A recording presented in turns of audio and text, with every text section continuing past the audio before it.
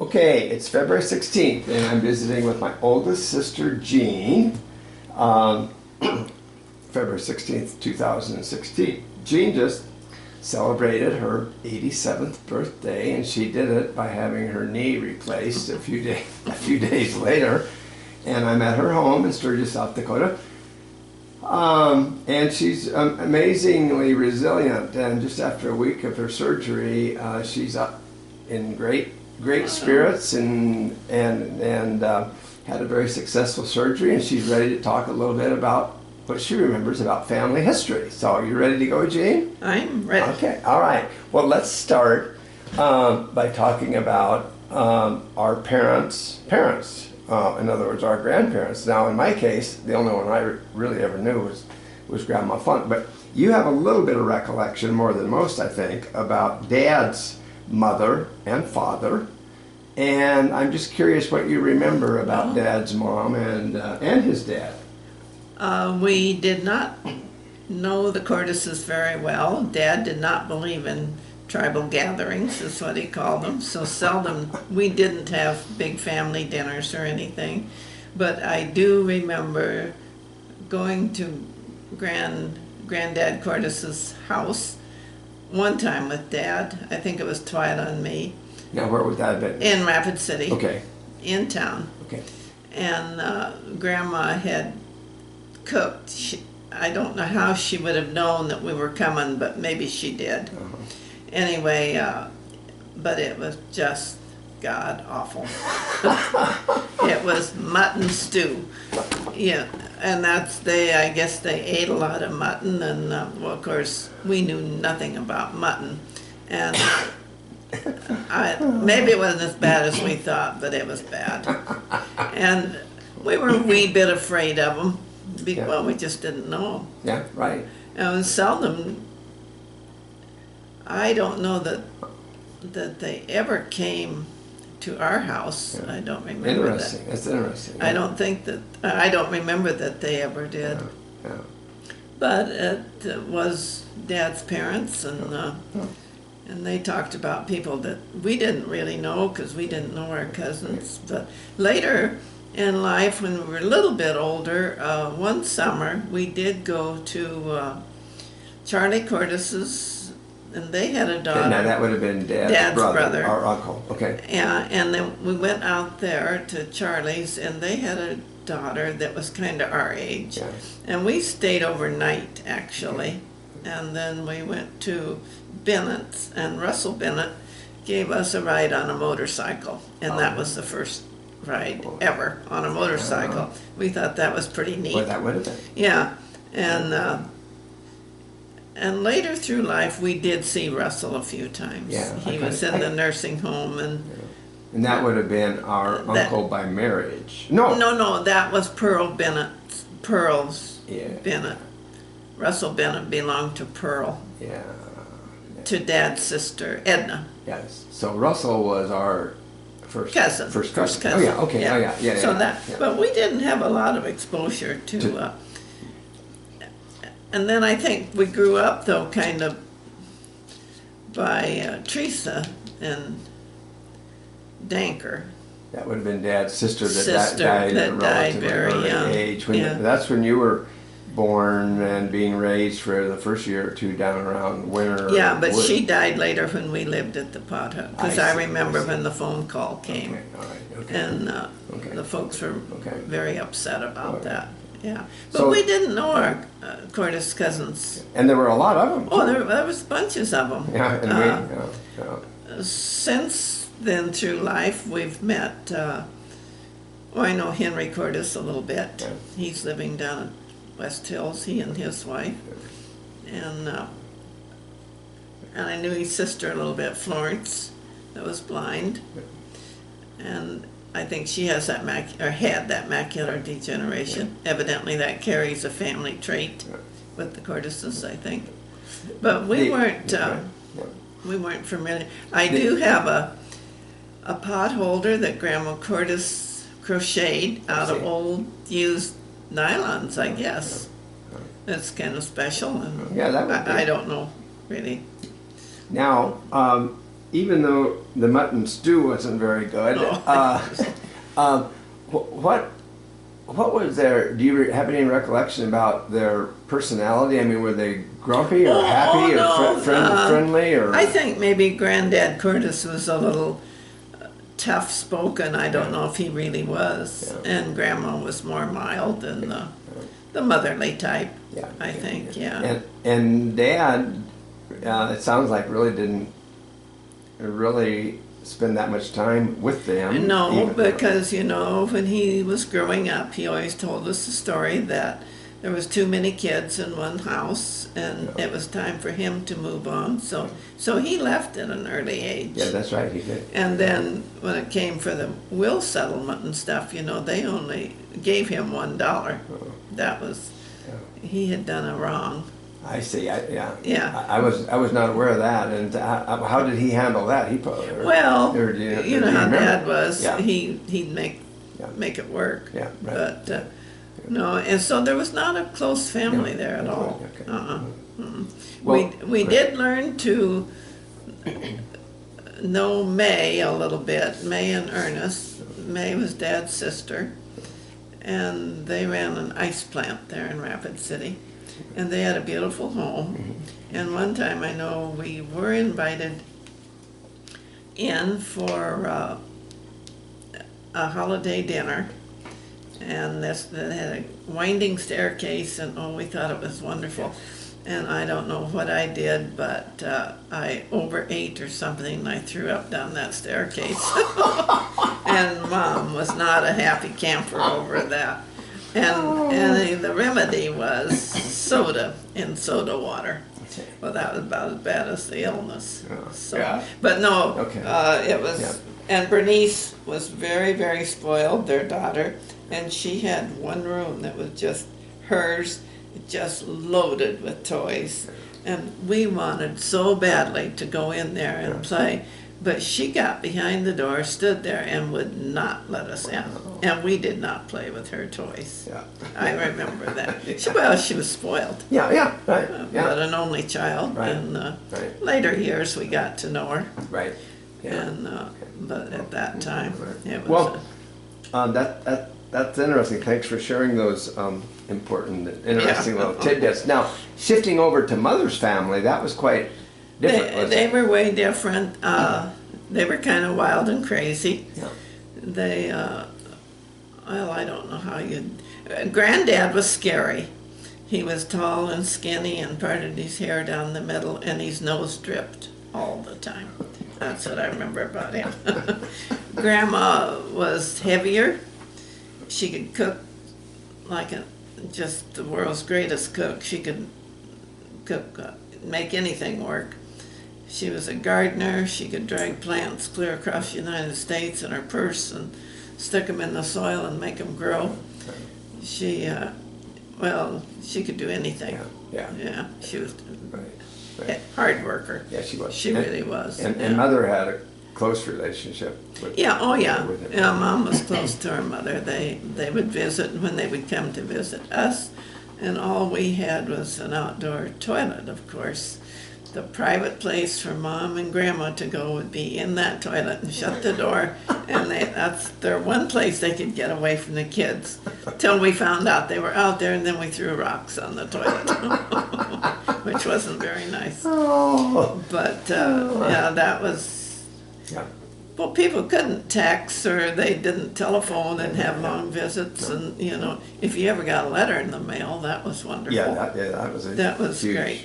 That was big. But when Grandma Funk came, we knew that Mom and she would be in the toilet visiting, and we were going to interrupt. How long might they have one of their private family conferences? Well, to us it seemed like it was half a day. Yeah. Maybe it'd been half hour or something, But of course, if you're waiting for somebody to get done, it's way long. Wouldn't you love to know what they talked about? I wonder. Oh, I'm sure. Well, I suppose it'd be. Well, I don't. It wouldn't be marital. Yeah. But stuff through life, how things work, and who does what, and how much cooking they do, and who helps with what, and that type. I suppose. And to the extent that might have been some family issues or something, sure. that would be where they would do it. Oh, sure. In the outhouse. Yeah, so that wasn't open to the whole world. Yeah. But no, we were. And yeah, I do remember Grandma Plum quite well, and I spent a lot of time with her. I don't remember Grandpa very well. Of course, I'm named for him, but you say he was a little scary, kind of. Well, to us, he was very quiet. Yeah. He was big. He was tall and thin, and he wasn't a doer. He wasn't always scrambling around doing anything. He very laid back, and he just was scary. Yeah. Mm-hmm. And we thought. Yeah. Right. Yeah. Yeah. Yeah. Okay. The only one time I saw a little bit of reaction was when they had me stay with him, and I don't really know why, for like 2 days, and he wanted these prunes cooked. And I wasn't much of a cook, but I knew just a tiny bit. Well, he said there's nothing to it. Put them in the water and some sugar. And okay, I did the water, and I thought I did the sugar, but it happened to be the salt. And when he took that first bite, he was not a happy camper. What the hell? But Yeah. I didn't taste Right. if it was salt or sugar, but it was salt. So. And that would have been when he was out when they were living in Inning, South Dakota. Yeah. Now, prior to that, they lived here in Sturgis, or at least Grandma Funk did when she was running the thing that was then called the poorhouse, right? Yeah, the poorhouse. Yeah, that was in the 30s. And you remember that?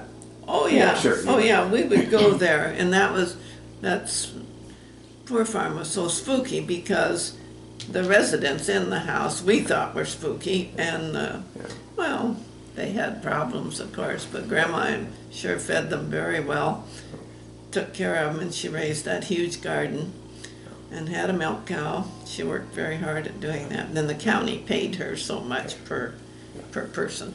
Right. Yeah, that worked. But Granddad, all I ever remember him doing was just sitting. I just never remember him even carrying in an armload of wood. I mean, I just don't. Yeah, she was very ambitious, and she carried the load financially and otherwise. Oh yeah, Probably, huh? I think most of her life, because she ran the hotel at New Underwood, you know. Right. There's a right. picture of Yeah. Twyla and me standing there and Dwight's there. I wonder, to the extent that he did contribute, or maybe he didn't, I wonder what it would have been, I guess. Well, it was in the horse business, I guess, trading horses. And, yeah. He liked to gamble, I think, too, didn't Well, he? maybe he did. He probably did. I'm not sure. I'm not sure on But I think that I either, remember but, someone saying, I don't mean that he necessarily had an issue. No, but I he mean was that, a- yeah. Uh-huh. But no, he, he never would talk to us, like tell us to get on your knee and Yeah. tell me a story or something. There was never that. Yeah. But it just, Right. he was aloof, I guess. Yeah. I don't know what it was, but everybody's different. The Coxes were very friendly and kind of fun-loving, I think. They liked a good Yeah, time. that would be Grandma's side of the family. And there was a group of them that were out here, whereas I guess none of Grandpa I don't think any had of his his relatives siblings were, I don't know that they were ever around. Okay. But she met him in Virginia, and there was a connection there someplace she liked. Yeah. And her parents, I've heard, really did not want her to come out here because they didn't think he would be around. Yeah. But he was. Yeah. And they married. And For many years. yeah, really. And he worked in the timber down at Piedmont, Yeah. when Mom was first born Right. down in there. He was out there. In fact, that storm they tell about, that big flood that came through there, he sat in a tree overnight to be saved, and it turns out that tree was on Rickard's land. Oh, really? Wilbur's Wilbur's sisters. relatives. Yeah, How about afterwards, that? yeah. So they, Wilbur's family saved. Well, I don't know the tree Saved did. their grandpa. The tree did, I guess. No. Okay. Well, that's a lot of fun stuff that you shared about our grandparents. Some of which I knew, some of which I didn't. So let's shift now to another piece of the history and talk about what you remember prior to first grade and where you were living and some of the things that might have happened. I remember growing up on the Pothook, and it seemed like it was a big house. We played lots of times just outside in the dirt and drew lines on the ground and had different rooms for a house and this type of thing. I know Twyla and I, there was a spell in there we fought. We fought. You and Twyla? Yeah. Yeah. We did not like one another, and we even carried cardboards so we didn't have to look at one another. And I really don't know what that stemmed from. Maybe she does. But we just didn't like one another. Yeah. That was the thing. How long do you think that went on? Well, I think it went on for a while. Yeah. And Twyla was good outside, and she could run fast, and she could jump, but I was more the indoor type. Yeah. So I was, she was much better with Dad on a horse, and I helped Mom inside with the kids and the cooking, and I learned to wash clothes with the old wringer washer and stuff like that, you know. But I did help Dad with the garden. Did you? Yeah, I remember drawing lines out there so we'd have the water run down. And he was a good gardener. I remember that. Yeah. And Mom took care of the produce, but she didn't like the gardening part. Yeah, right. And then we had chickens, and we'd gather eggs and stuff and kill those chickens. And that was just a terrible job for my mother to pick a chicken. That was not her thing. But I did some of that type of thing, Yeah. pick chickens and stuff. But I wasn't good on a horse. Yeah. And You were more indoor. I was more the indoor type. In Yeah. general, yeah.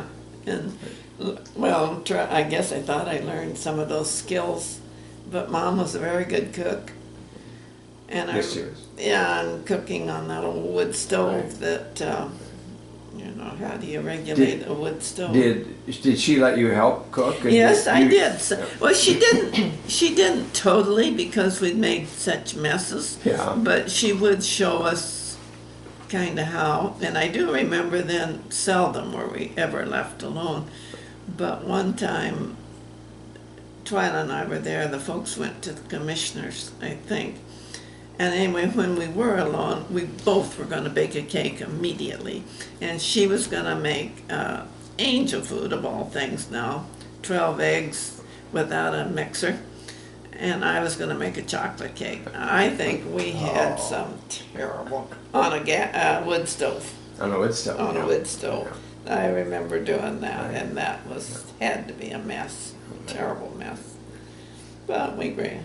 That Pothook ranch and house was really, by standards of the day, a pretty nice one, wasn't it? It was a decent home, Yeah. yeah. And then when there got to be more kids, the folks bought that shack, we called it, and they pulled it in. I think they bought it at Wasta, and they pulled it in down there. And then at night you'd have to get your pajamas on and go over to the shack and sleep. Oh, really? And that wasn't a whole lot of fun. Yeah, yeah.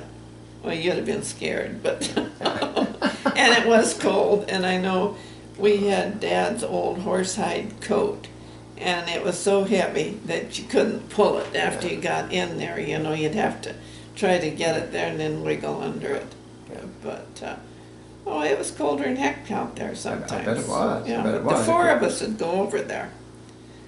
You say the four? Twyla and me and Belvin Carolyn. Oh, I see. Okay. We'd go over there. You're the four that would sleep in the shack. Yeah, I see. we Okay, slept yeah. in the And you shack. did that in the wintertime? And We and did. it was pretty damn cold. Well, it was Yeah. darn cold. Yeah. Yeah, it was. But we did do that. Were there, I mean, apart from your sisters, were there any kids your age out there that you played with? two. And where did they live and stuff like Well, that? from the grade school up there, Rosalie Finner, Okay. and she's still a friend. Uh-huh. And Lillian Retz, she did. Ada Mae Horton was my best friend because her birthday was the same day as mine. The Horton kids were good friends. Okay. Yeah, they would come down and we'd play in the creek. And, Oh, okay. and Did you say the creek? That's different than the Cheyenne River. yeah. This, I don't know what that creek's Okay. called. Okay. It Were you was- allowed to go over to the river itself, or was it considered Well, that too was dangerous? farther away, Yeah. and they didn't let us do that too right. much. No. Yeah. Did you have any pets? Dogs? We cats? always had a dog, Googie. Yeah. He had one big eye and one little eye. I remember him. And but we didn't have them in the house. I mean, occasionally, I mean, if a blizzard or something, Yeah. but they weren't house pets. Yeah. But, And you just had a lantern for lights, right? well, no, Dad had a Delco light plant. Okay. And it would charge up on glass batteries, big batteries. Okay. But if you ran the radio, and I was the worst and did it the most often, run that too much, and then there wouldn't be enough juice left by night for lights. All right. But and Dad loved to hear his radio at Yeah. night for the news. Yeah, right. But had I listened too much during the day to the neighbor lady, I was in trouble. Well, what did you listen to? Do you remember? WNAX. Oh, over and over and over and over. Out of Yankton, right? I wrote to them. I have copies of their letters they've written to me, and I loved George B. German and Happy Jack. I thought they were my buddies. And then there was the neighbor lady. Oh, that was the name of a program or something. Yeah, or something. and she talked each day, and household hints and Yeah. this type of. Oh, Mom thought that was the worst waste of time ever, you know. But no, I would order her cookbooks, and I still have some of them. But no, I was the radio person. Okay. Yeah. Now, when you were living down there on the Potomac before moving up Yeah. to the other place, did Dad or Mother have hired men or? Oh, Lord, yes. Or hired. Mother used to call them hired girls. Hired girls, yeah. Oh, yeah. Tell me a little about the hired Well- men or hired girls or anything you remember. Oh, we had a lot of hired men. They stayed in that bunkhouse Okay. out there. But that's different than the shack. Oh, yeah, Yeah. yeah, there was that little bunkhouse that smelled like tobacco. I knew it always smelled funny, but it was later when I knew what it was, but probably a little whiskey and some tobacco. Oh, yeah, Dad had a lot of hired men. Okay. Yeah, Okay. the Fisher boys and the Johnstons, Mm-hmm. and of course Otto Claren lived across the river Right. on some kind of way, and he was wonderful to us. Yeah. And he would get fresh honey. I don't know where he got it, but he would hide it in a badger hole. That was his way of preserving it, and then he'd give it to the folk. They would let him come over and watch us on rare occasion. Okay. But Yeah. they just didn't go places. Yeah, right. Once in a while there'd be a dance or something but generally they took us, and then we were supposed to sleep out in the car while they danced, and then people drinking and banging doors and stuff, and you'd wake up and then you'd be scared, you didn't know where you were, and then you'd go into the hall and find them. Okay. I remember doing Yeah, that. that's interesting. But that was the only entertainment there was. Right, to the Saturday night dance. Yeah, and then Dad with his radio. I remember Harvey Moorhead quite often would come down if he knew there was going to be a prize fight broadcast, and he'd come down and listen to it with Okay. Dad Okay. because he didn't have a radio. Yeah, yeah. And then that was. So he wanted to listen to the boxing. Yeah, and that boxing would matches. be kind of a big event. We were going to have company. Harvey was coming to listen to the Were those dances at Elm Springs or other places? Elm or Springs. Just Elm Springs. That was, well, no, they were all over later, but Yeah, Elm later, but Springs at is the where. at the time you were at the Yeah, Potomac. when they were going At like the that. Potomac, it was just Elm Yeah, Elm that was Springs. generally So Elm they'd Springs. drive up there at night and with the Yeah. kids, and then the kids Yeah. would sleep in the car until they got scared. Always, yeah, sleep and Yeah. scream and Yeah. tear around and, You mentioned some of Dad's hired men. And then what about mothers hired Well- girls? And what did they do? I guess they just helped her. Every day, I don't, I talked with Ruby Finner a couple years ago when she turned 90. She's still living in Rapid, and Dad paid her, I think she said she got I think it was $1 a day, but room and board, and they were just one of the family. You know, they would cook or they would iron, and of course some didn't do it to the degree that Mom wanted it done. I remember one was at Dot Del Cell, but she was older and she must have had foot problems. She changed shoes every few hours, and that bugged my mother. Why do you have to change shoes so often, you know? Or if they would really screw up some food or something, you know. But no, Mom always had a hired woman. You know, most of what you've been sharing, Jeanne, would have happened roughly in between 1930 and 1935, Yeah. something like that. Yeah. And that was the height of the Depression. Oh, yeah. And Yeah. was that? Did you know that? Well- did you know that how grim things were, and I don't know how poverty-stricken the parents were? Or did you feel poor? Well, no, I didn't. We didn't know any different. Yeah. You know, we were, Christmas was always acknowledged, and for your birthday, you'd get a cake or something. I do remember that. I think I told you that Earl Ferguson was our hired man, and he rode to the Del Cell store to get the mail, and he knew it was my birthday, and he bought me a lead pencil, blue lead pencil. That was one of my favorite gifts ever. Oh God, I was thrilled with that. That wouldn't go very far today. Not today. No, it wouldn't. But that was a wonderful gift. Yeah. I thought. Yeah. He was good to us. Now the paddock was down there on the river, and Yeah. to get up on the sort of flats, which is where I grew up, could be a chore, I suppose. Oh yes, and I don't think my dad was a very good driver at all. And of course, the roads were awful, and it had a really bad hill. And he would take a run at it on the muddy days, and God only knows. We didn't have any wrecks, Yeah. but we missed very little school. Yeah. We once in a great while we would have to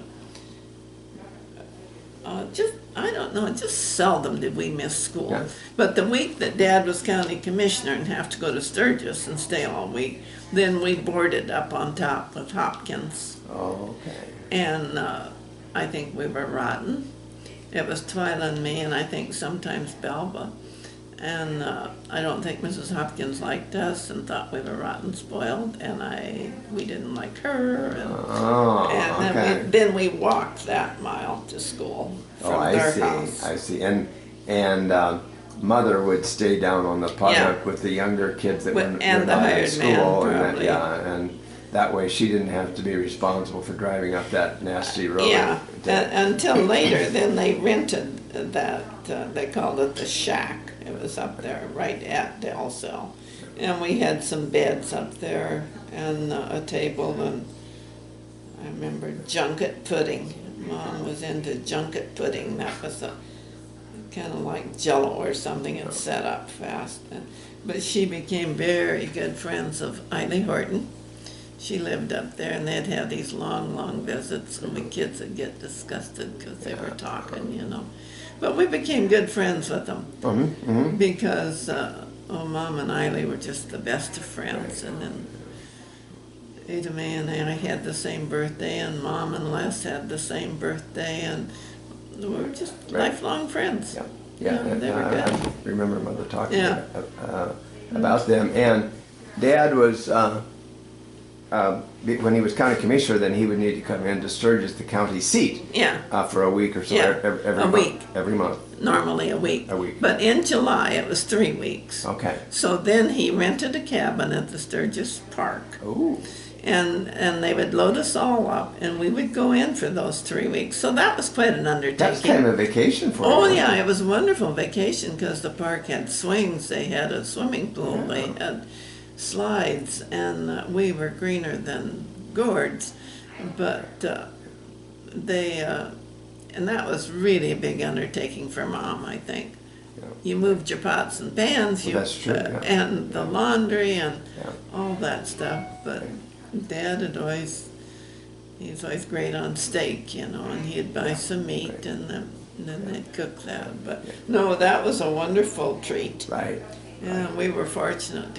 That's as much as we knew about Sturgis when we started the high school. Was the few weeks you spent in the city park, huh? No, really, no kidding. Yeah, right. Because Yeah. we just didn't go there. Back to the pothook and the ranching side of things, was Dad really busy with Dad rode constantly. Rode horseback. He rode every day, and I really do not know what he was doing. Yeah. But he always took a kid or two with him, and you'd ride. I didn't go much because I wasn't good at it, Right. but the others were, Yeah. and they rode. And that span down on the pothook was roughly, what, 1930 to 1940 or something like that? Yeah, we came up, we started high school in 43. Yeah, about 40, you're about right. I think it's about 40. Roughly the decade of the dirty 30s and the Depression were spent on the pothook. Yeah. Pretty much, yeah. Yeah. Yeah, okay. But it worked. Yeah. Yeah, I don't regret any of that. Well, you can't change those things, but I think it was a good life. Mm-hmm. Yeah. You learn things that... Right. Well, you had to make your own fun and entertainment. We did. And you appreciated things, I think, because even that blue pencil became huge. That was just big in my life. I liked that pencil. But I always wanted a doll buggy. I just asked year after year after year for a doll buggy. And I never did get the doll buggy. But later, after Hallie gave me a doll buggy a few years ago. Just a few years ago? About 80 years later. I finally got the doll buggy. But that was my big wish in life. God, I'm glad you got it even though it was about 3/4 of a century late. Yeah. Yeah. Okay. But I got the doll buggy. Well, listen, I think that, one last thing. In terms of those early years down the pothook, did you ever get in trouble? Oh, yeah. We probably got in trouble the most was in that little stream of water down there with the dog. And then you just come in mud from head to toe, or if we broke the eggs when we gathered eggs, that was a big no-no, that you weren't to do those kinds of things. And when something like that happened, who was the one that would discipline, Mom or Dad? Well, I think Mom was more apt to. Yeah. I remember Dad swatted me once with his glove because I swore. Yeah. But no, he didn't. And we never got turned over your knee or beat or anything, Yeah. But I think we probably were fairly decent, but I'm sure we did a lot of stuff we shouldn't have. Yeah. And some things they might not have known about. Well, they might not have. Okay. Well, listen, I think you've done a great job, Jeanne, and thank you for taking us up to the basically grade school, and then we'll pick up from there at some other point and keep on going. All right, thanks. Give it a try. Okay, I'm back in Sturgis, South Dakota, September 25th, with my oldest sister, Jeanne. We had started our conversation a few months back when I was here, and we covered the question about our grandparents. So now I'm going to shift and ask Jeanne to share a little bit about what she remembers before her first grade, where she was living, what are some of the more important events, the people and activities that she remembers, the good times, the bad times, what mischief, if any, you probably never got in any, but anyway. So tell me about life prior to the first grade. Well as I can remember, we were on the pothook, and Twyla was next to my age, and we played outside a lot, and we fought quite a bit. And when we got mad at one another, we would take cardboard and hold it up so we didn't have to look at the other one. pretty creative. Yeah. But we had to do some chores. We would have to help maybe get the clothes in when we were a little bit older. And I did quite a bit of gathering eggs. Yeah. And I was more the helper for Mom, and Twyla was much better with trying to ride a horse or something. Yeah.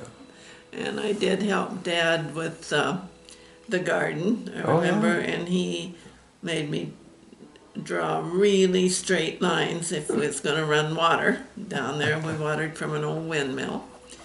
And then I learned to iron. Mom never spent much time with us cooking because I think we made too much of a mess. And she could do it so much easier. Yeah. And I can see nowadays that without dishwashers and stuff, you hated too terrible much of a mess. But I did do a lot of ironing for her. And but this was after school. I mean, before school, I don't remember. You mean before the first grade? Before first grade, yeah. We just kind of played and ran around, and there was a swing and a big old tree, and I suppose Dad made that for us. And I do know we'd get really excited when Mom put a tablecloth on, because that meant company was coming. Oh, yeah. Once in a while we did have company. And did you have much company down there? oh, sometimes Grandma Funk would come, and I remember Dwight coming, and he was always fun because we had cats, and he would chase them, and we thought he was great fun. I think he was probably a pain, but anyway, we didn't have a whole lot of company. Right. Or I don't remember it in those real early years. Yeah. We always had a hired man, and he lived in a bunkhouse. And once in a while we'd sneak to the bunkhouse, and it always stunk. And I think it was tobacco smell now, probably, is what it was.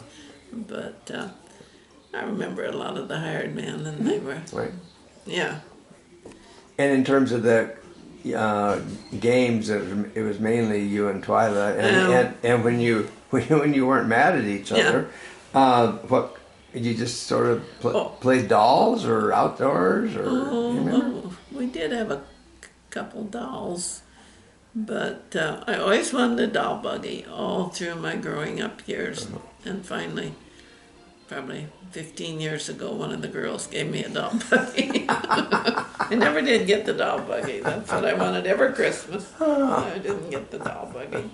But, we would run, we'd play in the creek and get wet and dirty and stuff, and Mom didn't care for that too much. Yeah, I suppose not. Yeah. But that's kind of where we played. We had a dog named Jack, and he would run with us, of course. So were there things that you were not supposed to do, but you did them anyway, or? I don't think we did a whole lot of stuff really that was real bad. Maybe a little bit of.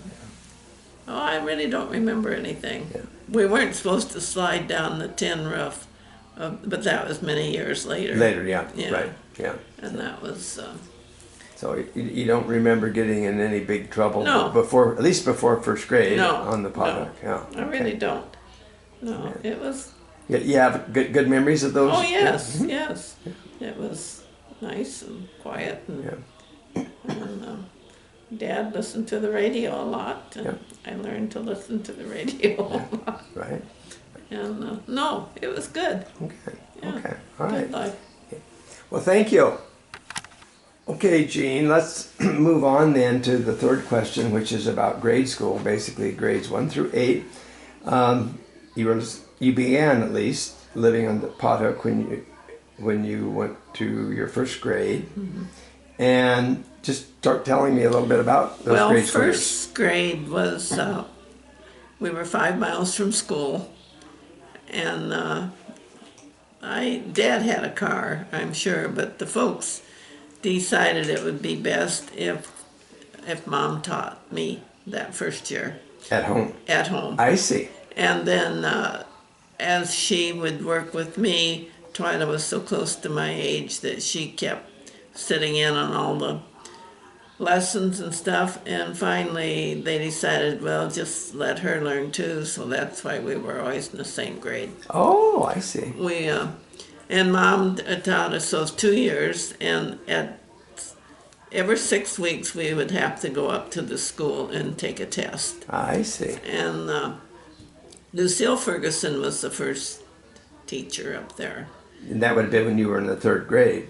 Well, I mean when we'd go up to the school I see. and Okay. take the test. Okay. And anyway, then Earl, well, her name was Lucille Hopkins, and then she married our hired man, Earl Ferguson. Okay. A little Yeah. ranch romance. Yeah.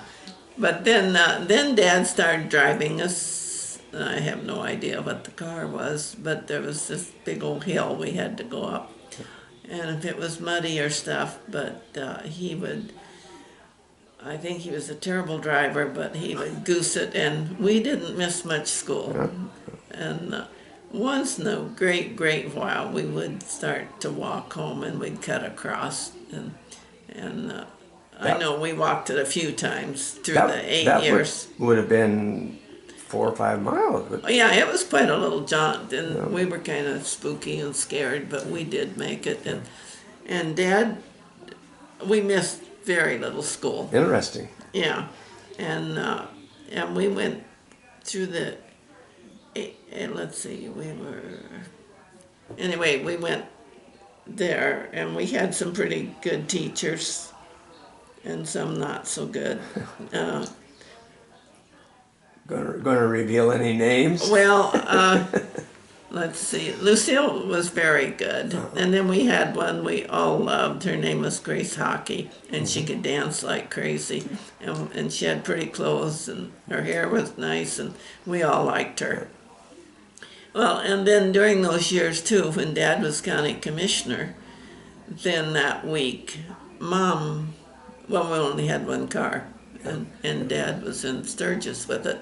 And so they would take us to Dave and Cindy Hopkins. They lived up there, and we stayed those 4 or 5 days with them, and then we walked to school.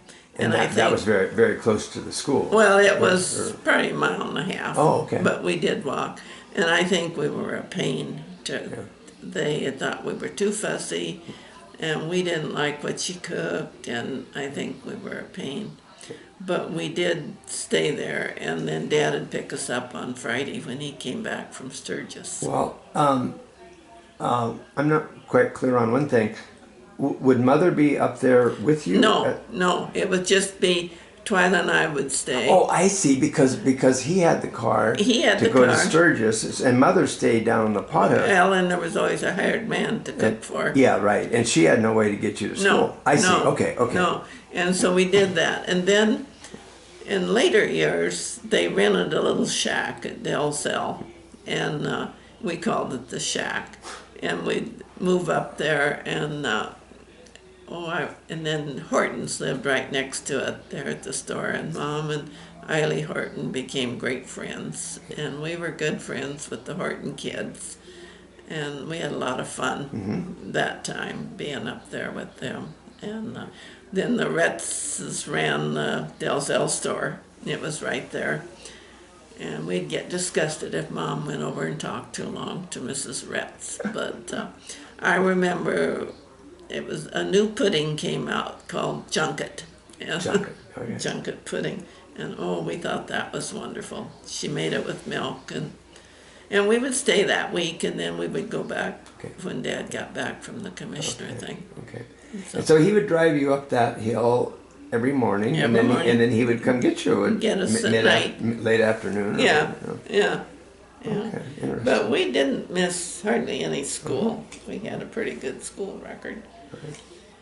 And then about the go ahead. Well, when we were, I might not have these dates exactly right. But then we lived up at, when Dad went broke and lost the place, and then we got the Moorhead place, Right. and we lived there and we walked to school quite a bit. Yeah, And that was closer. Yeah, but it was 2 miles Yeah. to walk. But you could cut across the field. Right. But we walked quite a bit, and Mom once in a while would take us, but she had a terrible time backing a car out of the garage. So that didn't work too well. But we still didn't miss much school. And that was I think, the 7th and 8th grade when we was up there doing that. So just to recap, we're talking about 8 grades. The first 2 were homeschooled at the Pothook. The next 6 were living at the Pothook and Dad driving us up. And then there was the 1 week a month when you'd stay up there. And then the last 2 years were at the new ranch, closer to the school where. Yeah, and I remember. Yeah, and we didn't go to the shack anymore. Yeah. And we didn't stay with Hopkins. Right. We still missed very little school, but we walked some. But generally, the folks took us. Yeah. Did you have a favorite subject in school? I always kind of liked civics. I've never been a great reader, but I liked grammar, sort of, and I liked school. I remember being in school, and there was a 3rd girl in our grade, and they had those long benches they used to that 3 kids could sit on, and then there was a desk in front of us, and we had this one book, and we would all 3 of us be reading out of the same book. And one would have their head this way, and one would have their head this way, and the other one was kind of looking straight. And it was Helen Bowman was the 3rd one. Okay. But I don't know what we learned from that. But no, we had some good. Then those later years, Reen Cooper taught for a couple of years when we were 7th and 8th graders, and she was an excellent teacher. And so we were ready. We didn't want to go to high school, though. You didn't? Oh, no. Well, I think we were half scared. But Well, we'll get it. Dad said we had to. Yeah. Okay. But you did not want to. We did not want to go. Interesting. Yeah. And Wasta was fairly close to high school, and Wall and New Underwood. But Dad said no, he had to support Meade County because he was the Meade County Commissioner. Interesting. And so that's why we went to Sturgis. Okay. Yeah. Okay. Well, in a minute we'll get into the high school years, but let's spend a little more time on the grade school. In addition to Twyla, who were your classmates or your best friend in grade school, or? Oh, let's see. The Finner kids were there. Rosalie was a good friend. She was a year behind us. There was quite a few Finners. And then that very first year that we went up there, there was a kid that had a little bit of a problem, and his name was Bobby Hardy. And they teased us about him. And that's when Ferdinand Fisher would tease me till I bawled, and he'd say, Smarty had a party and no one came but Bobby Hardy. That really got to you, didn't it? Oh, it did. I still remember that. Oh, he teased us and we bawled.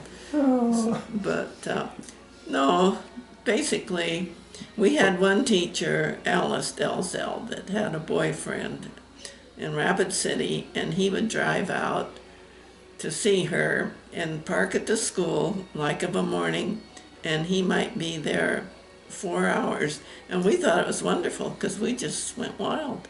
Oh, because she visited with him. I see. And we thought it was the Red Oldsmobile. And we thought it was wonderful when he came because we were. So she'd just leave the school and go sit in the car and visit with him for 4 hours, huh? Yeah. And you guys were on your own. Well, we were just free. Oh, yeah. We thought that was wonderful. Yeah, as a kid, you'd love that. That was kind of a long recess. Well, that was. But we played a lot of baseball and anti over, where you'd throw a ball over and stuff. And of course, some of those boys could really hit a baseball, But kind of what we did. And there was the outdoor bathroom, and everybody went to the same bathroom, and you took your turn, and there was a pan of water in the entryway, and you're supposed to wash your hands, and some did, and some didn't, of course. Right. And there wasn't any electricity in the No, school. no. And we just brought our lunches, and but you know, basically we got along, and we were friends with those people for a long time. A lot of them are gone now, but it was a good time. Yeah. And I think we were average when we got to high school. Right. Yeah. We were kind of the bottom of the rung in the ladder for fitting in. Yeah. We really didn't know where the school was from Right. where we were boarding. Yeah. So that's kind of tough. Yeah. But- Well, no, that is, and we'll get into that a little bit more. During those first 8 years of grade school, we've talked a lot about sort of the school experience. What about the community of Dalzell at that point in time? Well, there was a nice little general store there, and I remember that Retz owned it, and he had a counter, and he didn't want people sitting on that counter, so he had a wire run across it, and then if someone sat on it, he had it hooked up to a battery. It gave them a little zap, so they didn't sit too long. You know, he didn't want people sitting on that counter. But he sold dry goods. Yeah. You could buy material and groceries, and he had about a little bit of everything. Wow. You could buy a house dress. Really? Yeah. Really? It just seems so different nowadays. Yeah. And we got our mail 3 days a week. And we were box 13. And we'd get it on Monday, Wednesday, and Friday. And so that was until they sold out. Right. Yeah. Right. That was kind of fun to go at that store. Oh, I bet it was. Yeah, with Dad. And it always took a long time because then people visited a Sure. lot there. Sure, right. Yeah. But Well, it sounded like they had a pretty well, he had Nice kind selection. of a nice store. There was quite a bit of stuff there. Yeah. So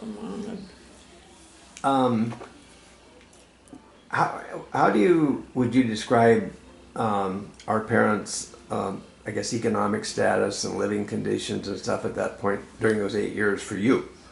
well, they never said anything about being hard up or anything. We didn't have a lot of clothes, but no one did. Right. And we had to change each day when we get home. We had to change our clothes, and we wore the same outfit all week. Yeah. And but you'd have to, put on your old clothes when you got home Yeah. to keep them clean. No, I don't know. We always had a sufficient lunch, and if we were hard up, we didn't know it. Yeah, right. And so, Well, and I guess at some level you were hard up because Dad lost the one ranch. well, he said he went broke twice in life, and he got it back together. Yeah. And I'm sure there was worry for him, and Sure. but they didn't. We didn't know it, or I didn't know it. Maybe. No, Did you have any hobbies or anything as in grade school? well, I did learn to embroider. One of those teachers taught me, and I sent a dresser scarf to the state fair. Okay. It was no big deal, but I've always kind of learned to do that, and I've always been big on writing letters, and I wrote letters to movie stars and important people, and I have some nice answers. Did you really? I have a nice letter from Norman Rockwell, Well. and I've got a picture and stuff from Clinton. Of course, that was later years, Yeah. and they put your name on it, and Yeah. no, and movie stars. I heard from a lot of those. Who were some of those There movie was stars? Rita Hayworth and Clark Gable and Hedy Lamarr, and we never got to go to a movie, but Right. I I could hear about them on the radio. Yeah. And I was a big fan of WNAX. Oh, the radio station. Yeah, and I wrote to those guys, and I have pictures of them. And the neighbor lady. I listened to her every day, and Mom thought that was just... Oh, the neighbor lady was the name of a program? It was a program, and it see. was household hints and recipes. Yeah. And I still have some of her cookbooks, so I got to order a cookbook or two. But Mom thought that was pretty unnecessary. But no, I've been a fan of the mail for a long time. Was in terms of entertainment, either during the week at home or weekends out there on the ranch, those 8 years, what? Well, we played cards. Dad had learned some different card games. Sometimes I think in Sturgis at probably the Fruit Hotel or someplace. And we did play some cards and then listen to the radio. We'd listen to Jack Benny and to Bob Hope and Fibber McGee and Molly. Or I did. I don't know if everybody did, but I did. I like that. Did you have chores during the... Yeah, we would have some to do. Yeah. Not anything real big.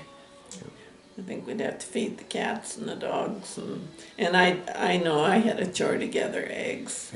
Yeah. And then help. Mom didn't like the garden a whole lot, but I would help Dad with that a little bit. So. During those 8 years, did you ever take any vacations, or what would even be considered a vacation? Well, when Dad was commissioner, every year in July, they had a tax evaluation thing where people could come in and complain about their taxes, and that lasted for 3 weeks. And so Dad would rent a cabin at the park in Sturgis and take all of us, and we stayed up there, and that was wonderful because they had a swimming pool, they had a swing, and there was slides, and we thought that was green grass, the lawns, and we thought that was wonderful. I think it was a lot of work for Mom because she had to take all this stuff in, Right. But no, that was the vacation that was what we would get to do. So that was fun. Finally, do you remember ever getting in any trouble during those 8 years, either with a teacher at school or at home? Not really. Maybe if we fought amongst us a little bit. Well, Twyla and I did fight a lot. Even during grade school? Yeah, we were supposed to empty the wash water one time out of the basement, and we had to pack it up, and we fought over that. And somehow I tripped or something, and we spilled the water, and I still have a scar from that. There was nothing real bad. Right. Yeah. Okay. All right. Well, gee, thanks, Jeanne. I think you've done a great job of covering the grade school years, and we'll move into the next stage, which will be high school here in a second, okay? Okay, Jeanne, let's shift to high school. You did a great job of sharing your memories of grade school, and maybe you could begin by, and you kind of touched on that during when you talked about grade school, but what was it like for a country kid from Dalzell, South Dakota to go to the metropolis of Sturgis? Well, of course, Twyla and I were together, and the folks finally decided it should be Sturgis because Dad was county commissioner, and he should support Meade County. But a lot of kids work for their board and stuff, but the folks had us stay with Mom's aunt and Uncle Hoke and Ada Cox, and they lived it wasn't real. We didn't even know where the school was. We were so scared, and we stayed with her, and she didn't really care for us, and we didn't really care for her. She didn't cook right, and she was fussy about our shoes if they made marks on the floor and stuff, and so we were there about 6 weeks. And then the folks had us stay with Maud Keffler on Pine Street. And she was very kind. And we of course walked to school, both places. And we got to meet some kids in that area, and they were good friends, and they always have been in there. But we were scared, and when you go against kids that have gone to 8 years in Sturgis, yeah, you're kind of on the lower rung. But we made friends pretty well, and but we didn't stay there. And it turns out later that Maud Keffler was my husband's aunt. Oh, really? But I didn't know it. Of course, I didn't know him. Yeah. Let's see, great aunt maybe. No, I guess it'd be his aunt. And anyway, then my little brother Sam was born. Really? November of 43. Yes. And Dad decided he better buy a house, so he bought a little stucco house on Pine Street. This would have been still your first year, your freshman year. Yeah, okay. We're still a freshman. And after Sam was born, well then we had to be quiet at night so he didn't cry. And a hired girl came in with Mom, Ruby Finner. But of course we still walked to school and stuff. And we adjusted pretty well to that, I think. But the house was small, and yet that year he bought the Davenport house. Yes. So there was a lot of switching. Right. And that was a lot of work for Mom, because with a tiny baby, and what she tell me one time, she thought she had 28 sets of sheets between the ranch and the house in town. And she would stay with us through the week, and Dad had the younger kids. Except, well, no, he had Belva and Carolyn. Right. And Kay was in town with Kirk and Mom and Sam. And so that's the way it was for a long time.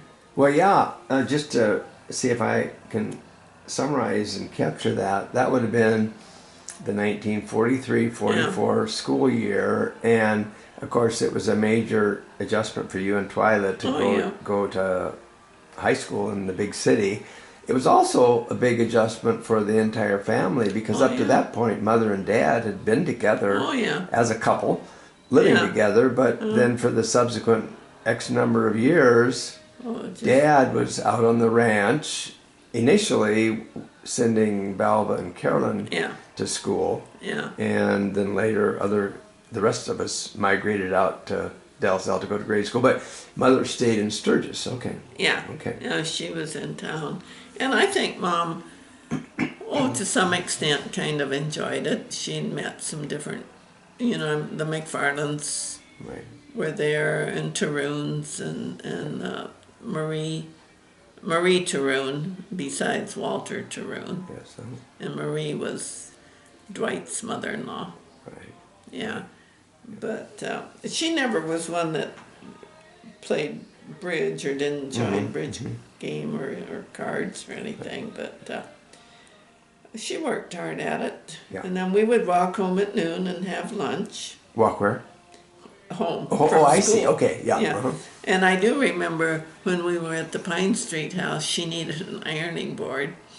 And anyway, somehow she called, I guess, Lush Paws and bought an ironing board. And Twyla and I had to walk down to Lush Paws and carry an ironing board home. And we thought we'd be ruined for life. If anybody saw us carrying an ironing board, I always remember that. But we survived it. Yeah. But we had some good friends there, Jeanette Bauer, Pat Hardy, and of course then Rosalie was in. Right. Rosalie Thinner. Yeah. So we had some good friends and some fun times. Yeah, I bet you did, Yeah, it was, it was a good. Right. Yeah. Now, during the 4 years that you were you and Twyla, because you were always in the same Yeah. grade, were in high school.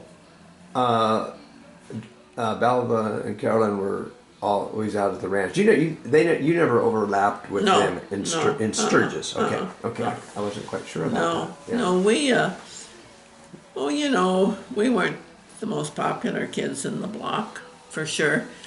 But I look back on it, and those kids that were the top notch we're friends now, Yeah. and no one's any better than the Right, other one. right, right. But it's hard to see that when Yeah, you're yeah. when you first. Well, there was a sort of social dividing line between yeah. between the country kids definitely. and the city kids, right? Oh Or yeah. town kids, I guess. Yeah, town kids. Yeah, And the town kids looked down, or at least we felt they looked down on the well, country kids. and to a certain extent, I think they did. Oh, I think so too. Yeah. Yeah, and there was a group of girls I know called L13, and we'd have loved to have joined that. L13. L13, but we were never asked, of course, yeah. because you know, well, you're just not. Do you have any idea what L13 stood for? Well, no, I don't know, but they would meet and they would go to some of those parents had cabins in the edge of or in Vanacker Canyon and stuff, and have parties and stuff, and it sounded great, but we didn't get there. Right. But we did graduate. And, During high school, were there some teachers that you remember as being either exceptionally good or maybe exceptionally bad? we had some good teachers. We had an Alice Brassfield. I think she was from Viewfield or someplace. She was algebra teacher. I was not good in algebra, but she was very good. And, well, we had a tough one. Lillian Anderson was tough for English and grammar. But you did remember what she told you. And there was When I had her too. Probably. We called her Bloody Lil. Bloody Lil. That wasn't very nice. That wasn't nice. No. Go But ahead. she did do a good job teaching. And there was a Mrs. Knapp that was a good teacher, and I used to go to her house a little bit early at noon, and she had me prepare dinner for her and the kids when they got there. I don't remember what all she had it all lined up and stuff, but I did. This was a job you got paid for? Well, I think I did get a little bit of money. Okay. In later years, and that's where our piano came from, was her house. Okay. Yeah. But, we babysat. I babysat Kelly Donaldson's kids for years, and I got 10 cents an hour. 10 cents an hour? Yeah. But then when I did go on to college that 6 weeks and then taught, then I taught the 2 years, and then when I went back the third time, I was going to stay in college. But he called Mom and asked where I was and wondered if I would work at the bank for him. Okay. So my 10 cents an hour paid off. Yeah, it did. Yeah. Yeah. You never know. You never know how those things No. work. During your high school years, where you talked about some of your better teachers and the subjects you liked, and some that were a little challenging and so on. What about now that you're living in Sturgis rather than the ranch? What did you do for entertainment in Sturgis? Well, there was movies, and went to a lot of movies. And when Dad would come in that week for commissioners, he would probably give each of us a dime, and we could go to the movies. So that was pretty fun. Yeah. And there was a lot of dances, and the older we got, then we went to a lot of country dances. And it was really a big deal if you went to Whitewood. Oh, you mean for a dance? Yeah. Yeah, okay. Or if you got to go to Union Center or Inning. And those were some fun times. Yeah, right. Yeah, they were. Yeah, we had a good time with those. Yep. Picking up on that, what was the dating scene like? I mean, if you want to talk about any boyfriends but even that's fine. But even beyond that, I mean, how Oh, strict were parents, and what could you do? And well, you'd go to a movie uh-huh. and or maybe just drive around Uh-huh. or something. Not, or I couldn't skate. I guess they skated some, but I Okay. wasn't any good at that. The movies probably was the Yeah. biggest thing to And get did it. did you have hours like you had to be home a certain time? Well, generally they weren't real strict, Yeah. but she would get pretty unhappy if you were too late. That ever Yeah. happen? Oh yeah, get a little talking to. You mentioned you weren't a good skater. Did you participate in any extracurricular activities like band or any of that? No, no, Yeah. didn't do those. I was on the journalism staff one time for the school paper. I did that a little bit, but no, and we didn't, or I didn't. Wasn't that? I didn't partake in a lot of that. I always secretly wanted to be an officer of the class, but I was never brave enough. Well, and as a country kid, you Yeah. might have been a tough election. Yeah, Huh? yeah. Yeah. But What kind of music was popular then? it was country music, a lot of it, and some of the popular songs.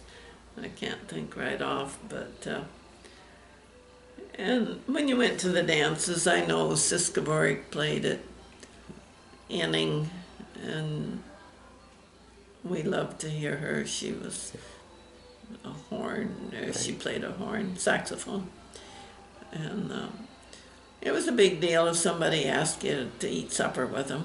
You mean at At the the dance? dance, Yeah, right. yeah, Yeah. that was a big deal. You would, Now, were you allowed if a boy wanted to take you to a dance at Whitewood or Union Center? Was that allowed, or did you have to go with your parents and then maybe We- you just have supper with them? most of the time, it was with parents or somebody that took a bunch of us, Yeah. and Yeah. there wasn't much one-on-one dating. Yeah. Okay.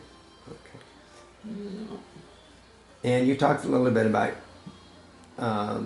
jobs during high school, which was primarily babysitting. Babysitting, And you yeah. did quite a bit of that, it sounded like. We did, or I did a lot of babysitting for.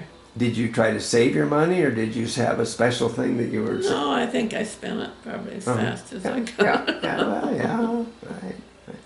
And then most of those 4 years, well, three plus, was at the 1611 Davenport Street. Yeah. And did you have chores that mother expected you to do at the?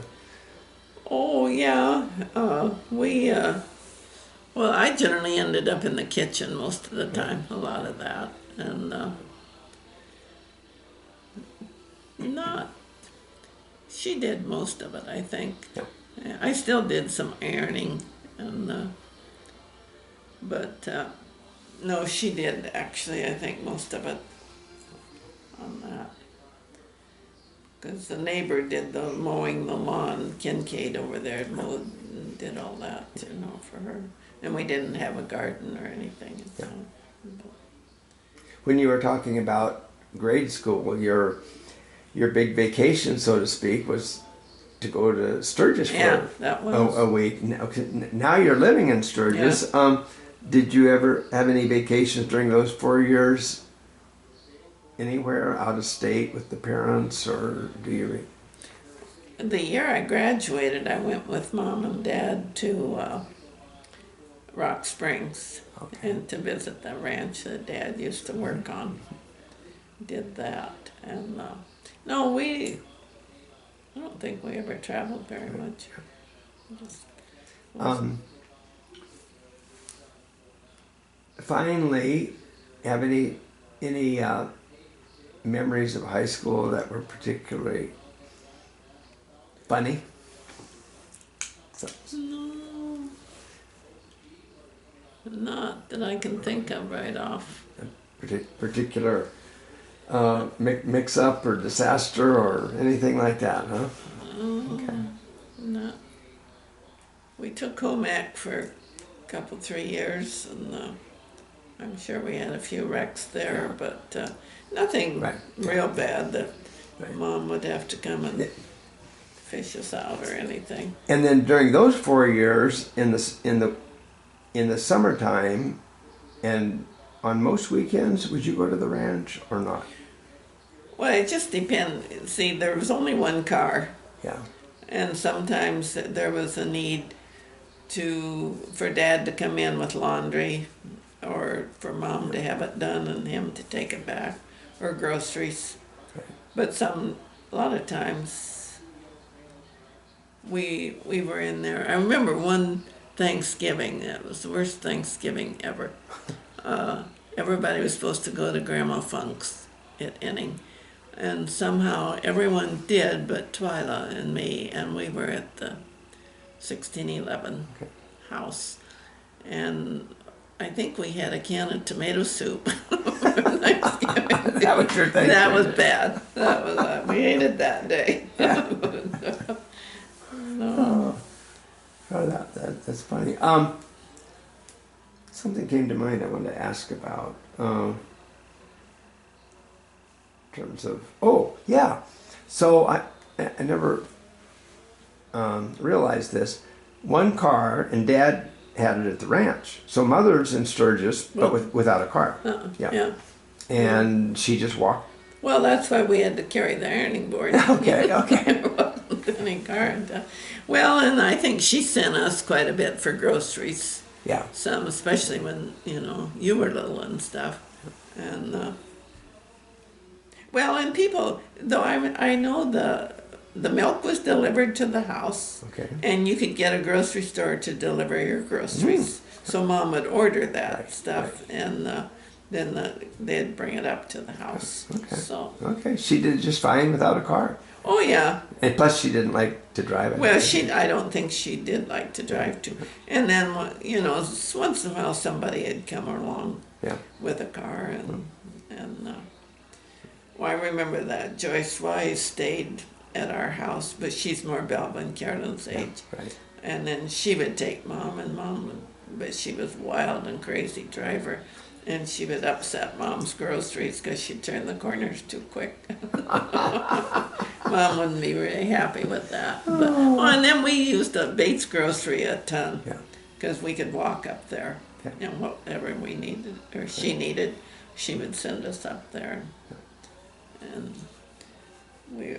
she charged and then pays it once a month. But that worked for years and years. That was a good little store. Tell me a little bit more about the Bates grocery store and the owners. Well, there was Victor and Elizabeth Bates, and to my knowledge, they didn't have children, and they lived in the store. It was all one unit, but they had anything that you needed, and then after they got to know we were legit and stuff, they were fussy. You couldn't go in there and make a scene or anything. You had to behave. But we used that store a ton. Right. Yeah. Yeah, they were good people. Well, as I hear you recounting your high school years, you basically have fond memories. Oh yeah, it was good, and we had lifelong friends from it, and I still try every year or so to have a kind of a reunion of the classmates that are close by. Right. Yeah, Right. might try it this year because it's 70 years. Ooh, So might try to get a group together. That would be great if you did. Yeah. That'd be great. Kind of thinking that. Well, listen, thank you for all of that interesting information about your high school experience in Sturgis, South Dakota. Okay, Jeanne, you've graduated from high school. You're single, though. And between the time you graduated and became married, how many years was that? What did you do?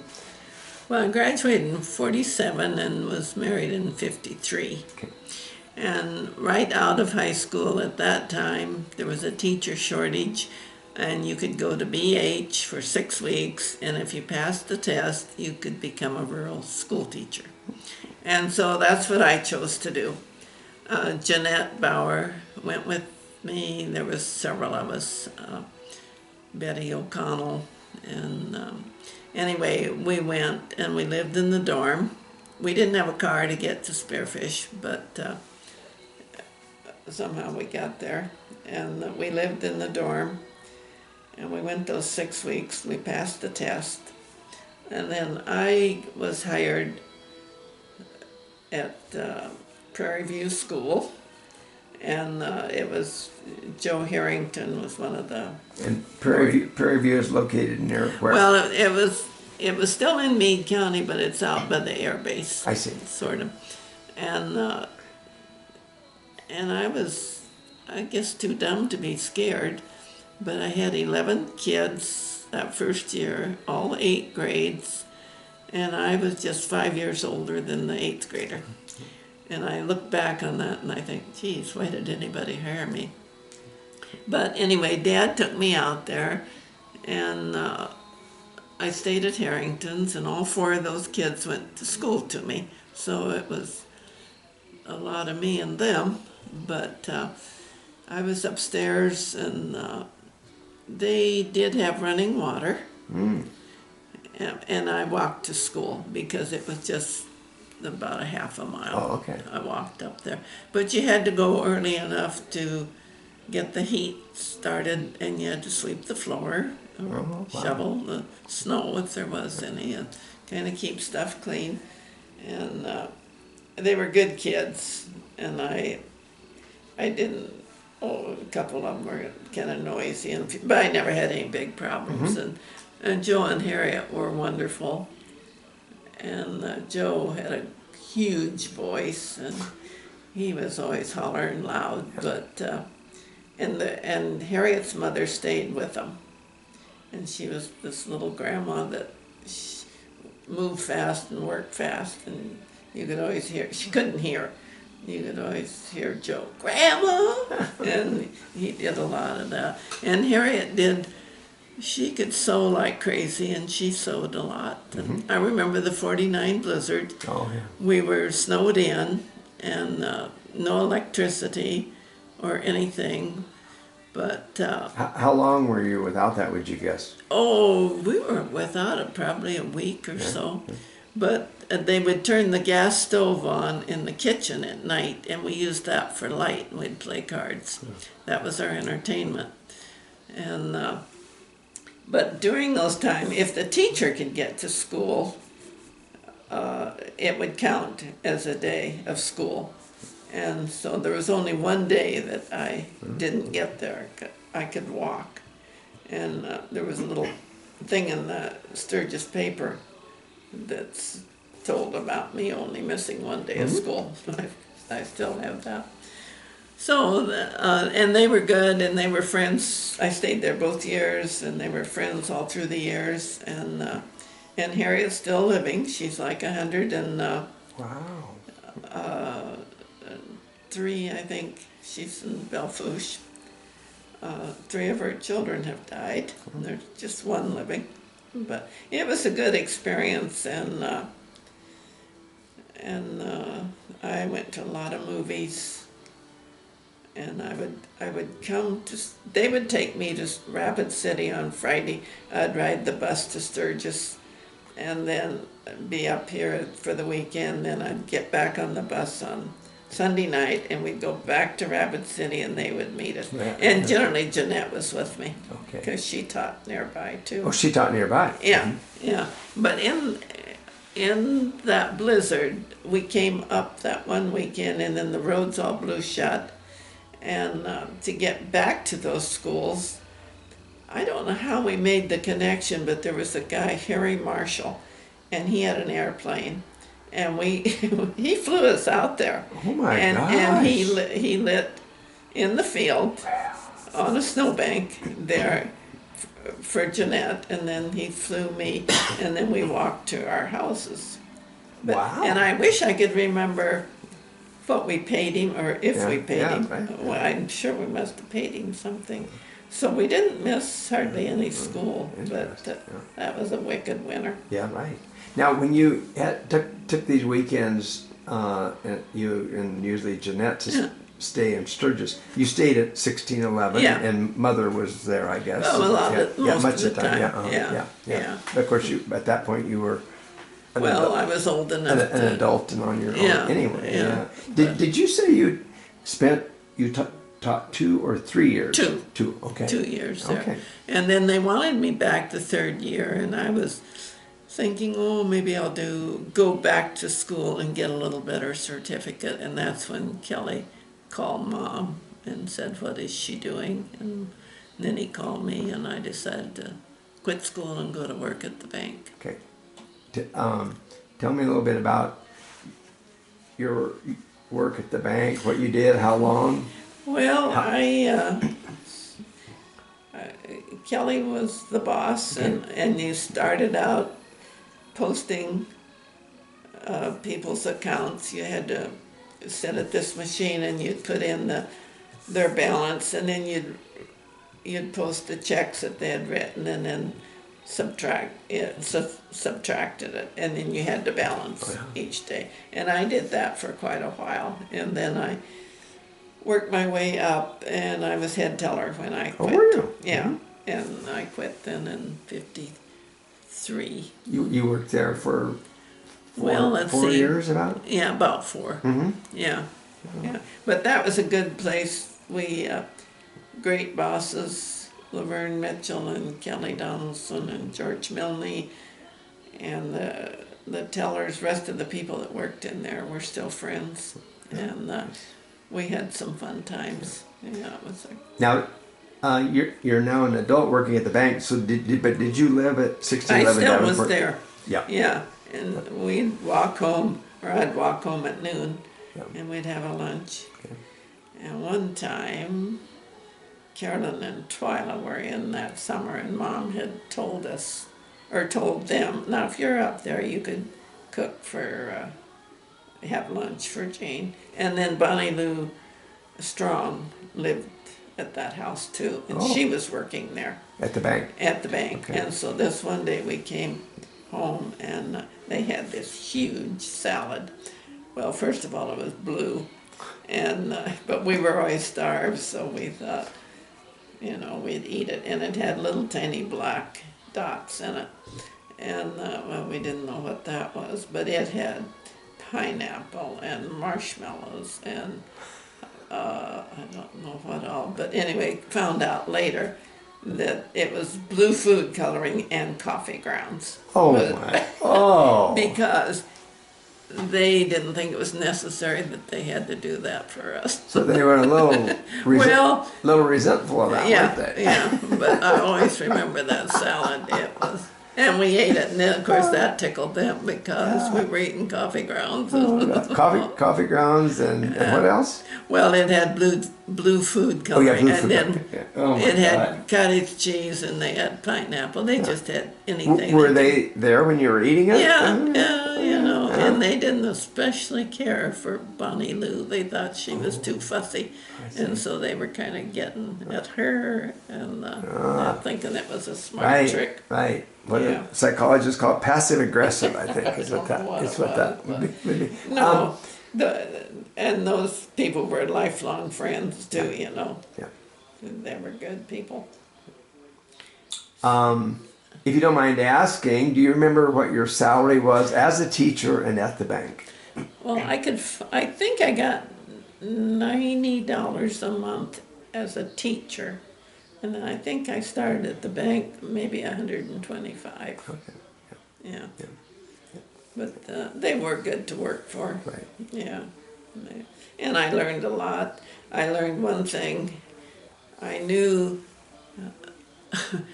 well, you learn before long who the good customers were, and this one guy, he would come in and borrow money to run on all the time. And one day at noon, the men were all gone, and he came in and wanted $100 to run on. Well, I knew they'd loaned him lots of money, and I loaned it to him, and I did get talked to a little bit. Well, it's not your position to loan money, Yeah. you know. Right. And but they didn't fire me or anything. He was a good, honest guy. Yeah. It wasn't my job to do that. Yeah. I wasn't supposed to be doing that. Right. We learned that little lesson. So we're talking about a 6-year period between high school. Yeah. Okay. And you've described, your jobs and all that you had teaching and at the bank. Anything else? Did you take any trips or anything in particular stand out during those 6 years? Well, Jeanette and I went to Denver one time. We rode the bus to Denver. She had a cousin or somebody out there that was a cop, and we stayed at their house, and we just did that to ding around. Yeah. No, we didn't. I don't think we took any trips. But. I'm kind of curious in that day and age, which is very different from today, as a girl, a young woman graduating from high school, the options aren't what they are today. No. Do you remember what you were thinking about your future at that point? Did mom and dad encourage you to go to school to teach, or encourage you to go to the bank? I've always thought that, you were out of high school and you probably better get to making some money some way. And I always thought I wanted to be a nurse, and then this came up that you could go to school, and Dad paid for that school. I've got the check over here that he wrote for that 6 weeks of school.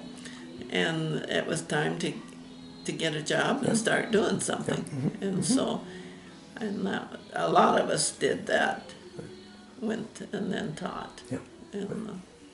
And there was nothing wrong with it. No. And I told Harry at one time in later years, I said, God, why did you hire me? I didn't hardly know anything. I wasn't much older than the kids. Well, she said, you did a good job. The kids all turned out well, and school worked and stuff, so I guess. You did. Yeah, good for you. Yeah. Good for you. Okay. Well, I think, unless you have anything to add, I think that takes care of that era of your life, and so we'll move on here in a minute. Okay, Jeanne, let's move on to the next question. Very important part of your life. You're working at the bank. You're a single woman, and somehow in the course of all that, you met Wilbur Bachand. Yeah. How did that all come about? Well, I don't know. You went to lots of dances and stuff, and I had been dating this guy some, and we went to a dance at Alkali, and he introduced me to Wilbur. your date. Yeah. Okay. Well, it turned out they were cousins. Okay. But anyway, we met, and shortly afterwards he called, and we went to some movies and stuff, and then his parents were in a really bad car wreck. Oh. And in the hospital and stuff, and I always remember that I asked Marie Tarun, I said, should I call Wilbur or should I wait and see if he calls me? And she said, I think you should call him and ask how his parents are. So I did. Yeah, right. And then we dated for, about 4 years. Oh, did you? Yeah, for a long time. Okay. And basically ate out of lots of different places in the hills and went to lots of movies and stuff like that. And I guess he got courage enough to ask me, and we were married on Thanksgiving Day because I didn't have to work that day. Okay. So far it's worked. Well, yes. 63 years. So far it's been a good long while. Yeah. 63 years. Yeah. So the 4 years that you were dating, you were working at the bank, pretty much. No, that was towards. Well, yeah, it was most of that. Yeah, it was too. Yeah. Okay. Yeah, it was. Yeah. Yeah. What was your first impression of Wilbur? Well, I guess I liked him. He never would dance. I always wanted him to dance, but he wouldn't do that. But and hardworking, and met his parents and his sister. We had a lot of fun together. His sister and I did.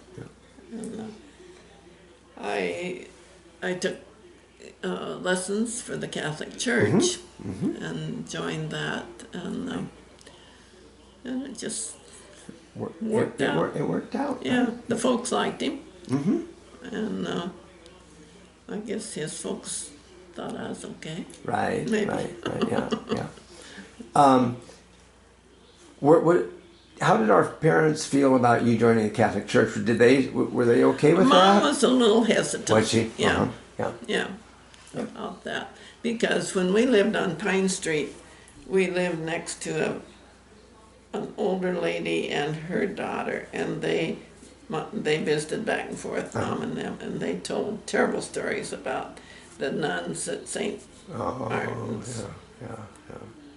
And bad stuff, and that was one thing they were kind of against, Right, and mother picked up on that.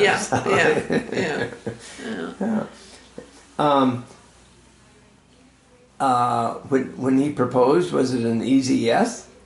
Oh yeah. Yeah. Because you dated a good long while, didn't you? Yeah. Were you engaged for a while, or? Yeah. He said he bought the ring at the dime store. I think he and his brother went to Lead and bought the ring. Yeah. And they gave it to me on our Christmas Eve. Oh, okay. Christmas Eve, and then the following Thanksgiving you were married. We got married. Okay. Yeah. Okay. All right. Yep.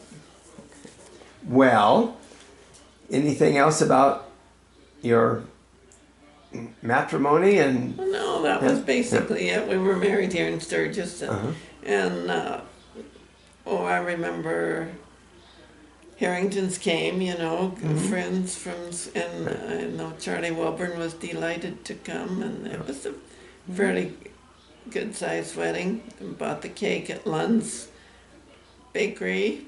My dress cost $40 from Rapid City, and had, I think, 3 bridal showers. Oh, wow. So, it worked out. And then we took a trip then. Oh, yeah. Yeah, and we went to Carlsbad Caverns, and so we were gone for a while. Right after you got married, yeah? Yeah. And I look back and I think, geez, that was a dumb day to get married, because my folks were trying to entertain family for Thanksgiving dinner. Yeah. His folks were trying to do that. We really messed up some Thanksgivings, but anyway, it turned out okay. It worked out just fine, just the way it was supposed to. And it seemed like I had something else I wanted to ask. On your honeymoon to Carlsbad, you drove down there, and it was in the we got in a really bad blizzard, and had this. We didn't have any place to stay, so we had to stay with some lady that had opened up our house, so we could stay all night. And the next morning, she said, "Are you guys on your honeymoon?" She said, "I just have a feeling you are." Yeah, she was right. Yeah. She was pretty perceptive, yeah. You were, 23 or something like that, 24, and you'd had your career really. Did our parents pay for the wedding? Was that the custom, the bride's parents, or do you remember? Well, I bought the dress, and I think I paid for the cake. I don't know. Yeah.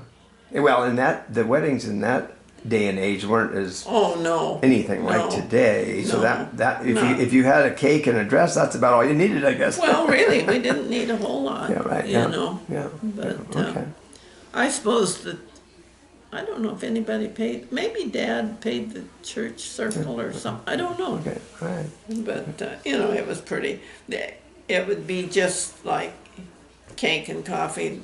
Yeah. Nowadays, it gets more elaborate. Something they say weddings are $15,000 to $20,000 now. What do you think of that? Well, I think it's crazy. I do. No, No, it wasn't anything like that. But, just your clothes, you know. I know my dress was $40. I still have it. Yeah. Oh, do you? Okay. Yeah. Okay. Well, I remember your wedding. Not, I guess I would have been 9 or something, but I don't remember it that well, but I do remember. Yeah. And I think I remember Wilbur's car. It was a brown and white two-tone Yeah. Chevy, wasn't it? Yeah, that's right. Yeah. Yeah. How about that? Yeah, it was. That's what it was. Okay. And I remember Dwight, I think, Wilbur, was Dwight at our wedding? Oh yeah, you know what he gave us for a wedding gift? No. Fruitcake. I've always laughed at that. He gave us a fruitcake. Oh, yeah. Okay. But that's typical. Yeah. No, What? a lot of people came.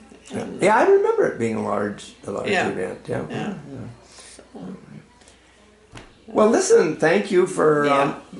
for sharing that part of your life, and we'll move on here to some other questions.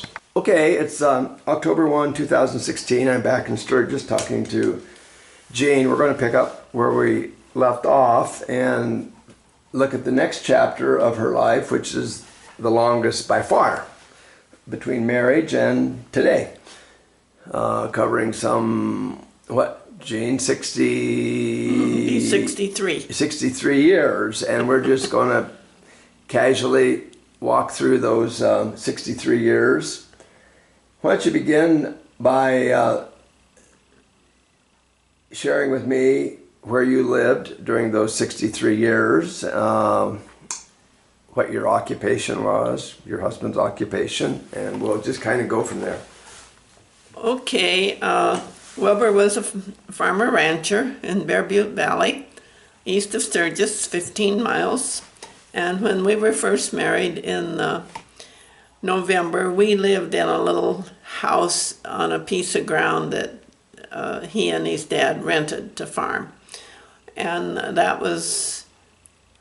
we were there just about a month when my sisters had a bad accident. And Kay was badly injured in Belva.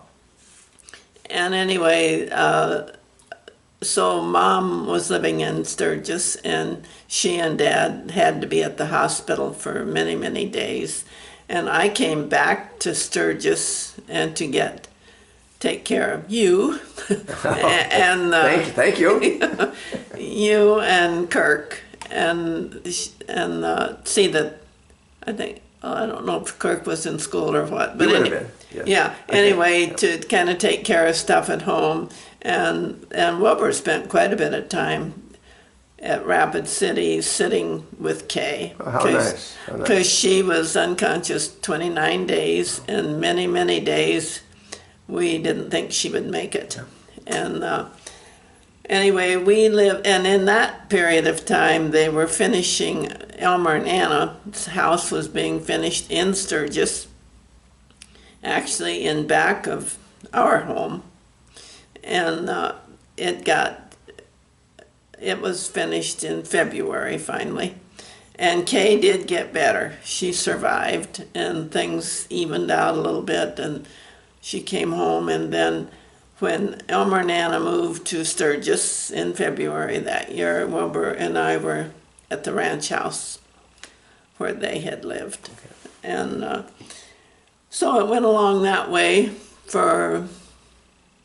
till 2005, when we lived in that one house. Okay. It was a nice home. Mm-hmm. It was a lot of rooms, and we did a little improvement on it, and it worked. And Pam was born in '54, and Wilbur was busy ranching and stuff, and I had to become acquainted with things I didn't know about. My dad had a hammer and a saw and probably a monkey wrench and a screwdriver, and Wilbur had rows and rows of tools, and I had to learn all the names of all these things and be able to hand them to him and be the helper and stuff out there a little bit. And the kids, then we, after Pam was born in September. Then the next year we lost a baby. That was a sad Oh, time. that was tough. Yeah. Yeah. Very tough. Yeah. And then the next year, Colleen, or in 57, Colleen was born. Then we lost another baby after that. And then Brett was born in 60, and Marcel in 63, and Helly in 69. Okay. So we were busy with school. Right. The school was close, about a mile, maybe a mile and a half. And that worked pretty well till the reorganization started in these counties, and they were going to close the small schools, and so our kids then went to Sturgis, I see. and a bus came by. Oh. But you always had to meet the bus, but we had a wonderful bus driver, and he was really good. About when would that have been, roughly? That Let's see. shifted to Sturgis. Pam had graduated from the 8th grade. Colleen went in down about the 7th grade, and it was very difficult for her because, well, it always has been difficult for country kids to go to town school. Right. And then the rest of the kids went to Sturgis. Yeah. Well, Brett was out in the country school for a little bit, but then the others went. And so I thought people should be involved, and I was on the school board and did some of those things. This would be the Meade County School Board? Yeah. Oh. Well, no, the local It's school the local board. school board, okay. Yeah, out there in our district. And then, I was involved with Extension Club I know that, yeah. quite a bit. Yeah. And I kind of thought people should be. Yes. And then we were very active in 4-H. Yeah, right. We did a lot of that work. And I know I have a certificate for 25 years, and I think it was a little bit longer than that. You were honored statewide by South Dakota State University. Well, that was the Were you- Eminent Homemakers. Well, okay. Yeah. Okay. That was in 89. But I just always kind of thought you should be part of the community and Yes. be a little Yes. bit active. And I helped quite a bit at the church in Bear Butte Valley until it closed, and then we went to Sturgis. And I was on the city, or the church council here in Sturgis. So I still stayed a little bit involved and Yes. stuff. I was busy with the Democrats for a while. That was kind of fun. I met Tim Johnson and Tom Daschle. No, that's pretty. And, well, I kind of enjoyed that Oh, of stuff. course. And McGovern. Of course. And since let's see, I don't know, since we've been in town. Well, before Okay. before that, I have a couple questions. Well, first of all, I want to recap just a little bit. You were on the ranch farm, whatever you call it, for about a little over 50 years. Is that right? Before moving to Sturgis. Oh, yeah. Yeah. Okay. And then Wilbur bought another piece of ground that was like 13 miles from us, and that caused a lot of extra work. You could get to it two ways, and invariably, if I had to go, he was coming the other way. We didn't have cell phones. But during harvest, then I would have to cook a meal at home and take it up to the guys in the field. And of course, each kid wanted a job, and you'd give them, somebody could hand out the plates and somebody the salad and stuff. Narcelle was little, and she wanted a job, and I gave her toothpicks. She could give the guys toothpicks after we ate. So this one old guy that had run a thrashing machine forever, she asked him if he wanted a toothpick. He said, "What the hell for? I only have two teeth and they're not together." We had some interesting experiences, and one time a trucker came down with a load of wheat, and he turned the corner too fast and he upset the wheat, and that was quite an experience. We ended up, well, they picked it up mostly with tractors and stuff, but we even had to take brooms up there and sweep some of that wheat up. So we had some good experiences. And branding and moving cattle was always, there was always a wreck or two, but you and Wilbur's operation out there, it was both cattle and farming. Yeah. And let's talk a little bit about that. What kind of agriculture, what kind of farming did you grow? Or what did you grow? Well, he had winter wheat, a lot of winter wheat, and sometimes some spring wheat. And he tried a lot of things. Well, I think he's had barley, and he had oats and lots of alfalfa, and there was some kind of grain that he raised one time. I can't remember. Well, he had corn. Before, Before we was married, he raised squash corn, and he was a good farmer. Right, I know he was. And of course, you had to depend on the weather. Right. But no, it was a good life, and we had chickens. Yes. And he had Hereford cattle when we were first married. Then Dad gave each of we kids 15 heifers if we married a rancher farmer. Poor Ken Riley. Yeah. Anyway, he gave us Hereford heifers.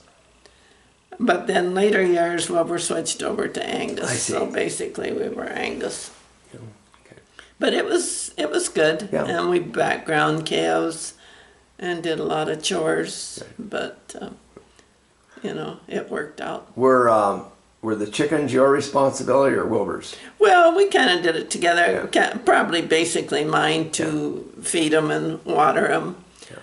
And one day Brett went down to do something in the chicken house. I didn't know what at the time, but he took the dog with him and forgot to bring the dog back with him. So we had dead chicken. We had a few wrecks that way. Yeah. But we always had fresh eggs and fryers, and Right. I've always kind of liked chickens. What about a garden? Yes, we had big gardens. We had a big one down towards the barn, and then we brought it up closer to the house. And the kids displayed a lot of vegetables at the county fair. There was always a fight over the 5 perfect beans, everybody. And then you'd have to can after the fair because there'd been so much garden stuff picked because they wanted the perfect thing for that. But You were a good seamstress too, weren't you? I don't know that I was good, but I did a lot. We did quite a bit, and I mended a lot. A lot of times the hired man or the neighbor would come with something to be patched, and I fixed it for him. But I always enjoyed mending because you felt like you were fixing something that hadn't been usable. So Did you learn those skills from Mother? No, Mom hated the sewing and the sewing machine. I kind of learned them partly on my own, and my sister-in-law, Florence Bachand. I see. She was a good seamstress when I was in a predicament.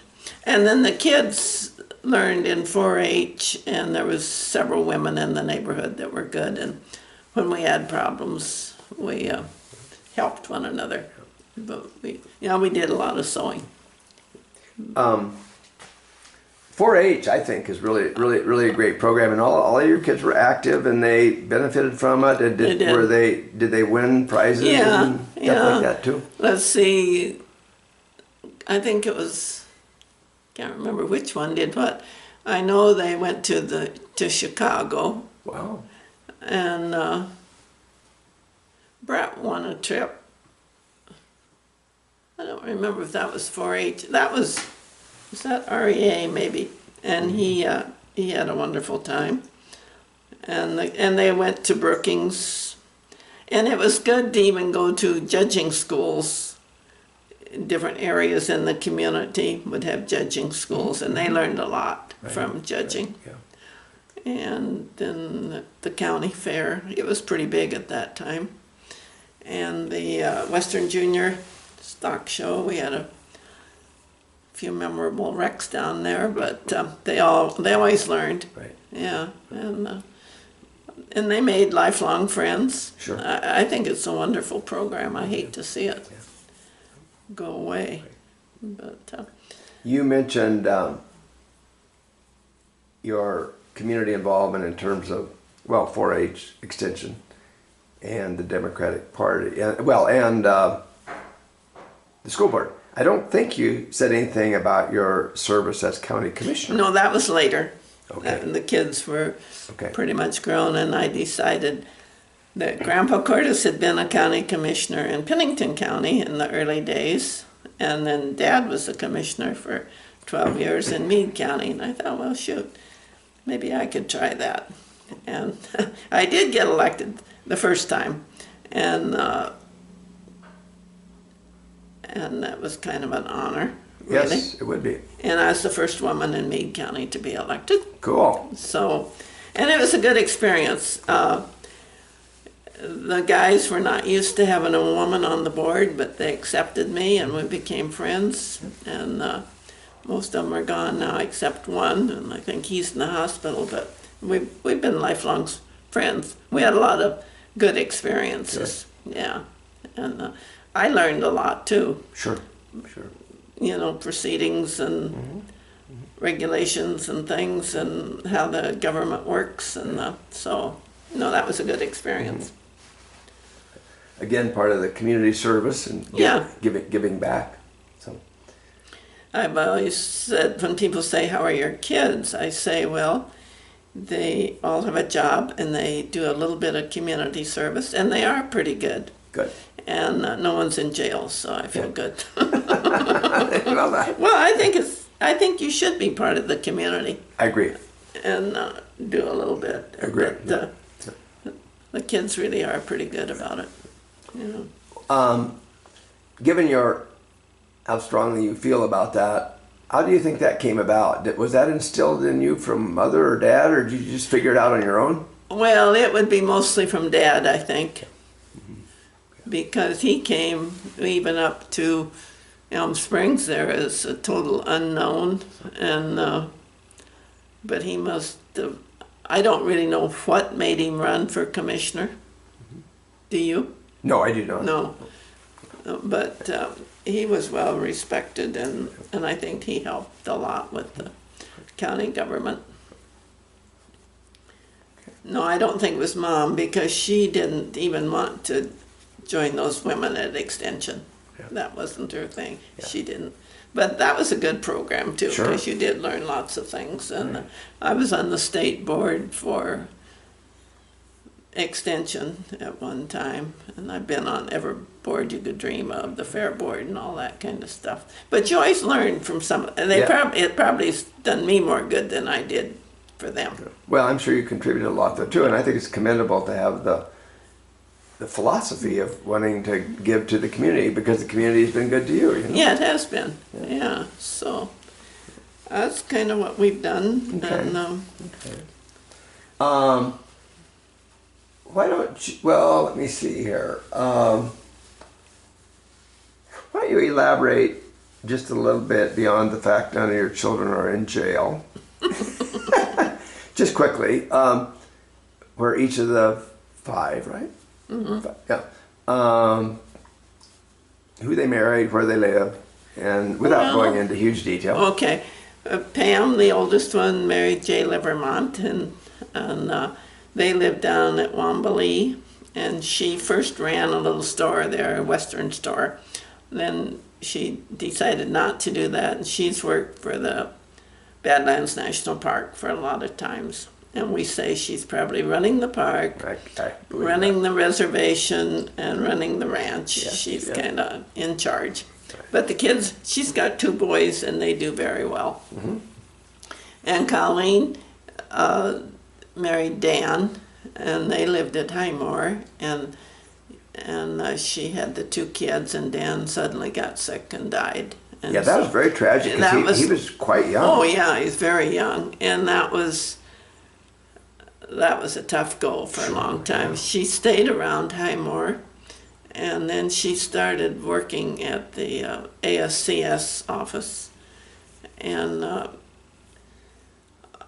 she's done very well by herself, because she got her kids through college, and I know Tyler worked his way through as a carpenter, and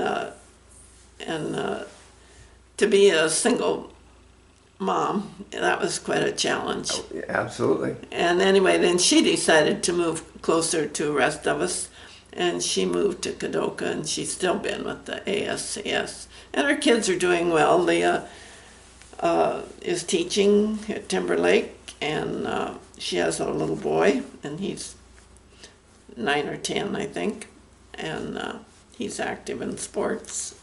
Tyler just go. He's flipping houses, and he's a rep for a drug company. And then Brett went to the Marines. He was very determined, and he went 4 years, came back and was at the ranch for a while, and he didn't like the farming part of the ranch, and but he was good with cattle. So anyway, on the GI Bill, he could go to college, and he went to college, and then he has worked in the lumber companies, sort of, hardware stores and stuff. And he's married and has one boy. And then Narcelle, she went to Aberdeen and stayed at the nunnery, they called it, a bunch of kids down there, and I think it was anything but the nunnery, but she had a good time. She always has a good time. She does. Yeah. Yes, she does. Yeah. And she married Clint Clark from Lemon, or in that area, and they've been at McIntosh quite a while, and she's been teaching for a lot of years now. Yes. Yeah. And they have 3 kids, and the one's married with a little boy, so we have a great grandson there. And then Hallie, the youngest one, she graduated here, and she was in Spearfish for a while, and then she met Brian Budmeyer, and they've been married 17, 18 years. And she works for the court system. Yes. In Belfouche, and they're ranchers. She has 2 kids that are active in sports, and they do a good job. So they're all successful, I think. Right. Yeah. We went into a fair amount of detail about your roughly 50 years, I guess, out on ranch in Bear Butte Valley. And then you decided to sell the ranch and farm. Well, we just thought rather than to stay there, the older you get, the harder it is to do the work, and it's hard to get good hired help, and they never quite do it the way you want it done. And rather than to have the kids fight over inheritance of a ranch, we sold it. Mm-hmm. Right. We thought that was the smarter way to go. And Brett designed the house in Sturgis, and we found a lot and paid the bills, and we're comfortable, and it's a good home. And it's a beautiful home. And we, we're well enough. We're still active. We can play cards, and we like to go to Deadwood, and so it works out for us. Right.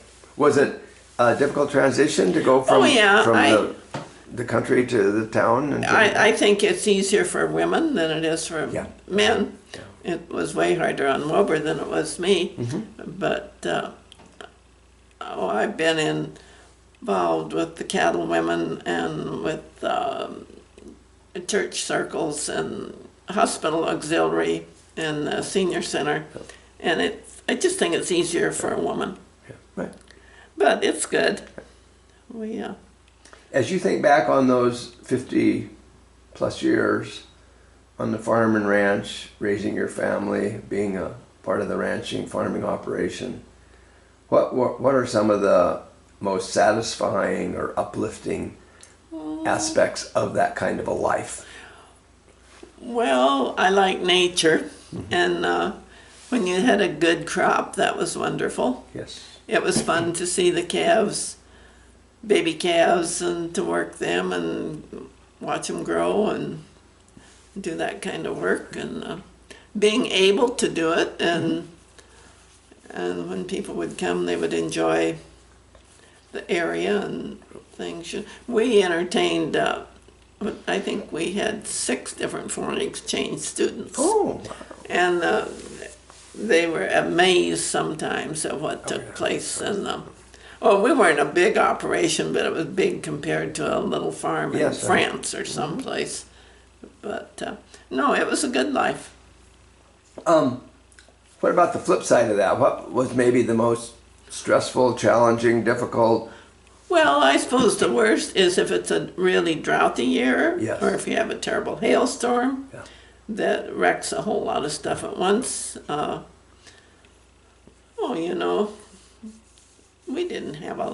We had a few hailstorms, but nothing that you can't overcome. But we were fortunate. I mean, I look at some people that have so much hard luck and things. We were lucky. And no, it was good. Okay. Is there anything else you want to add to that huge chunk of your life of more than 50 years? I don't know. Am I forgetting something, Wilbur? Don't interview me. Well, if you think of something, we'll come back and, Okay. and pick up. So thanks, Jeanne. Back with Jeanne again. Jeanne, one thing I forgot to ask you about. Did you take vacations or travel, you and Wilbur, over the years? Well, mostly you're always too busy Yes. to take a big vacation. But when the kids were in 4-H, we went to the state fair many, many times. And that was always an adventure because Wilbur got picked up every year we went down for speeding. And I remember one of the last times, and Hallie was the littlest one, and the three of us were in the car, and he got stopped, and he had to go back and talk to the guy in the police car, and Hallie said to me, "Mom, do you know the way home?" She thought he was gone forever. No, we didn't travel a whole bunch. We did go to Yellowstone.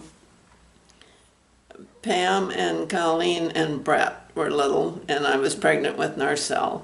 And we rented a motorhome. And every night when we stopped, everything was out of the cupboards. They were on the floor. All that stuff had spilled and splattered. Oh, yikes. But it was, and I read Little Black Sambo to Brett probably 5,000 times, which would probably be illegal or wouldn't be accepted now. We did that one, and then, when we went to Ireland, Yes. that was a good trip. More recently. Yeah, that was good. And one time I won a trip to D.C. through the Extension Women. And Wilbur could go along, I think, for like $200. It was just unreal. And that was a very good trip. We rode a bus, and Wilbur and the bus driver became very good friends. They had a beer or two at night when we stopped. But that was a good experience. And I think I drove down from Pennsylvania. yeah, I think maybe you did. And spent a day. Yeah, or a because you night. kind of whisk us around I D.C. I remember that. Yeah, you were there. And one time we went to Connecticut because we had friends out there. I don't really know why we did that. But I know that one trip we took, I think that was the one to Florida and the Extension. And Mom watched the younger kids. And then we had a pet deer, and she was not a happy camper for feeding the deer. Yeah, that would not be Mother's thing. That was not her thing. But we traveled enough. Sure. To, Okay. Well, Jeanne, tell me about your current life. You've been here in Sturgis for well over 10 years. How do you spend your time? And well, every winter we belong to a bridge marathon, and I say you either have to clean up the house enough for people to get in once every 2 weeks, or else you have to comb your hair and brush your teeth and go to somebody else's house. So it keeps you moving. Yes. Otherwise you wouldn't do it. Yeah. You would just let time go by. right. And I've been involved, not so much now, but with the church and the church circles, and do some cooking and stuff for them. And we like to go to Deadwood and play the machines. And the kids are here a lot. They help us on projects. And So it's a good life. We can still get to, around and things and get to church easy, and we are pretty active at the senior citizens. Yes. We play cards down there, and we have other people that we like to play bridge. We've done that for a long time, so there's quite a few that still play bridge. What brings you the most sense of fulfillment or satisfaction? And Oh, it's always fun when the kids come and they bring a meal, and I think they all know how to cook, and maybe not clean up too well, but they've learned some things through 4-H, I know. So, no, it's a good life, and we have friends that stop, and that's always nice to see people you haven't seen. And right. Any regrets or worries? oh, well, you always worry if everybody's going to stay pretty healthy, Yes. but we've been fortunate. Yes. And there hasn't been any bad problems, and no, it's just keep going and happy to be. There's so many people much worse, that have terrible tragedies. That You're right. I feel very fortunate. Yeah, count your blessings, right? Oh, you bet. You better believe it every day. Okay. Yeah. Well, thanks, and we'll take a little break here and then move on. Okay, Jeanne, I'd like for you to give your recollection, your impression about our parents, Mom and Dad.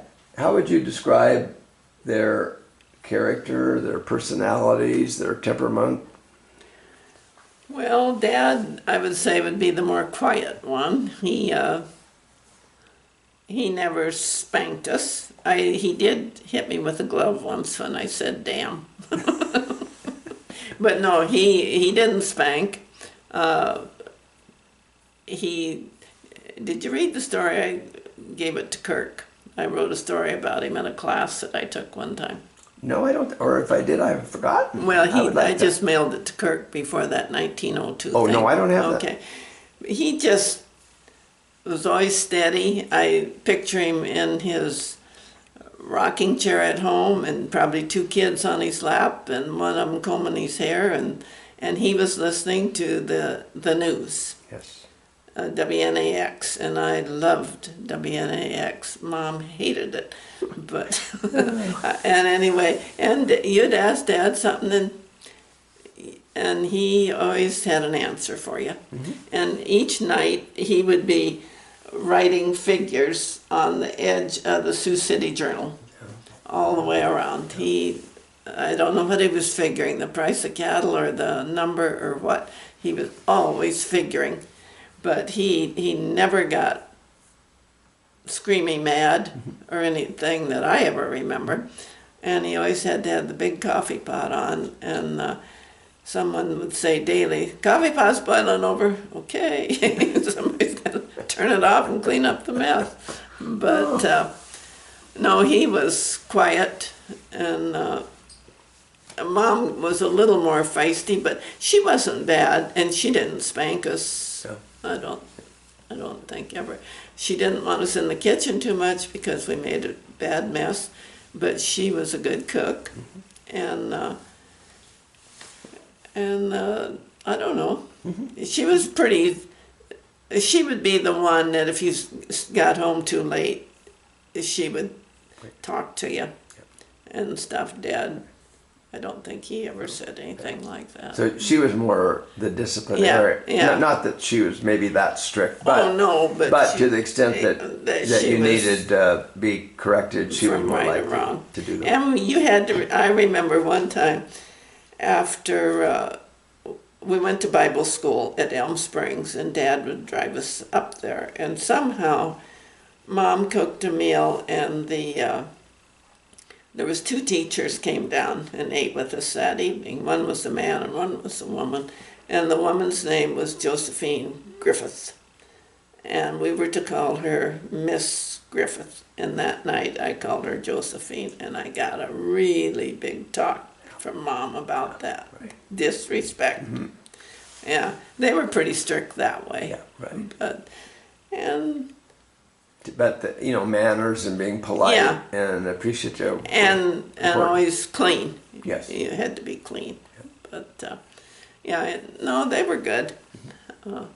What do you think they found the most joyful or satisfying in their lives? I guess I've never thought about it too much.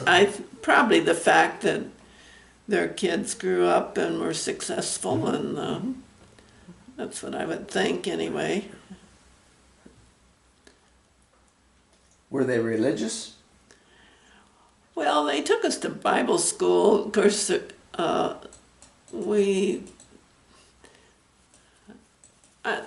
guess I think they were, but we weren't close to a church. You couldn't get involved that way very well. The travel was tough.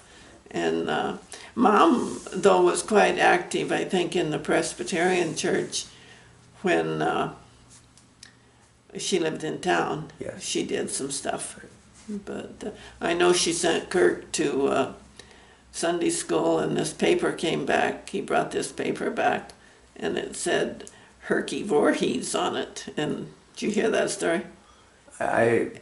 Yeah, well, tell it. Well, anyway, and this paper said Herky Voorhees, and Mom somehow took it to the woman that taught or something, and they'd asked him what his name was, and he said Jeanne Cordes, and the woman wasn't familiar with Cordes' name, and it was written down, Herky Voorhees. That is funny. No, but she, I think she even belonged to a circle with the Presbyterian. I think you're right. Here but she didn't have the chance out there in the country. And in terms of their involvement in community life, I think you already touched on that. That Dad was always quite active as a county commissioner and the Stock Growers Association. Yeah, he went to that, and then he did something with the Masonic Lodge ever so often. Oh, that's right. Yeah, and I don't really know what. I know we got that paper all the time. Yeah, I think he was active to the point that he could be out there. Right. Yeah. And you mentioned Mother with the Presbyterian Church here in Sturgis and the quote circle, which was part of that, I guess. Other involvement on her part? Well, cattle women. Okay. She was the president of the South Dakota Cattle Women. Yeah. Yeah, that was, she enjoyed that. She did. Yeah, they went around a lot, and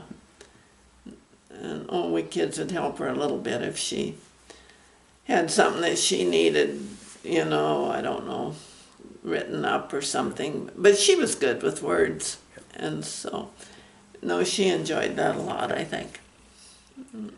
What, if anything, stressed them out to the extent that you remember seeing either Mom or Dad stressed, depressed, or whatever? What might that have been? Well, I'm sure it was very stressful when they lost the place at the Pothook, but Dad wasn't the type to rant and rave and fuss about it. It happened, and he took care of it, I guess. There was no real big explosion of emotions ever. There was never that, screaming or hollering or any of that. So, no. What did you learn from our parents, would you say? From Mom, I learned how to cook and how to do probably lots housework and that type of thing. And she kept a good house for, she didn't have running water and all that good stuff. I remember helping her when Kirk was born. Then I had to do the laundry. Maybe I told you this, and just that old wringer type machine, and Mom had this clothes stick, and I could always see her dipping the clothes out of the hot water and running it through the wringer. But when I was trying to do it, I ran the stick through the wringer. It wasn't as easy as I thought, but and she canned lots of meat and vegetables and stuff, and and I learned some things from her. And I wasn't any good outside at all, so I wasn't on the horse business. Twyla was more of that. But Dad just didn't have a raging fit over stuff. I never saw him do it. Right. So. What would you say were their strengths as both a person and a parent, each of them? Oh, Mom knew how to do things right and wanted it, and she taught us the right way to do what we did, housekeeping and things like that. Respect for people. And of course, Dad was just kind of relatively quiet and steady and honest, I always figured. So. Well, that's important. Yeah. Is there anything, as you look back, that you wish that they had done differently? I'm totally satisfied. Okay. Yeah, because we didn't have a hard time in life growing up, and after we were on our own, they never interfered or anything, and it was good. And no, I'm totally satisfied. Do you know if either of them had any pet peeves or little quirky behaviors? And if so, what might that be? I guess I don't know any. You have a story or two you want to share, funny, otherwise, about either of them? Or if you want to think about it, we can come back. Well, I remember one time when Dad was commissioner and we had the house on Davenport Street, and then Mom would be out in the country and Dad would be in town. And one time he was at the house and Jeanette and I came in late, ran upstairs, jumped on the bed both at once, and the mattress fell on the floor through the frame, and Dad came a little unglued over that. What the hell happened up there? But no, Dad didn't swear. Yeah. Oh, maybe once in a great while, but he was pretty calm about all that stuff. But no, I can't complain about our home life. Okay. When you were growing up, changing subject here just a little bit, and you maybe daydreamed like kids often do, or maybe you didn't, but anyway, that's the question. Did you have certain dreams or thoughts about what your life might be, and if so, what were those? Oh yeah, I was always going to be a nurse, I thought, and then when the opportunity came to go to school 6 weeks and teach, and then Wilbur's sister and I had a dream we were going to start a cooking school in Macon, Georgia, and I have no idea what or Where why. did that come from? I don't know. We were going to do that. Oh, and we had some wild ideas. And I was going to join the Navy out of high school. And so was my friend Jeanette. Interesting. And another girl here in town, but we hadn't told our folks, and they put a stop to that. So that was the end of that. But, yeah, you daydream like. Right. What are some of your best childhood memories?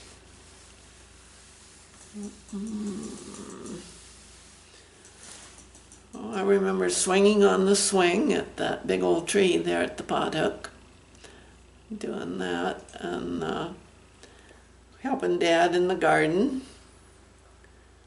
and having company. Maybe I've told you this too, that one time Mom was putting a tablecloth on and we ran out and found Dad and said, who's coming, because we knew we was going to have company. And it was fun when I remember Grandma Funk would come, or Dwight, and Dwight would always chase all the cats out of the country and up the trees, and we thought he was wonderful. But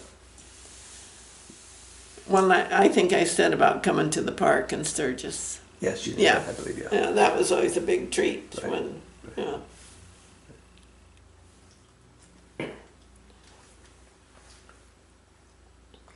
What are some of your pet peeves?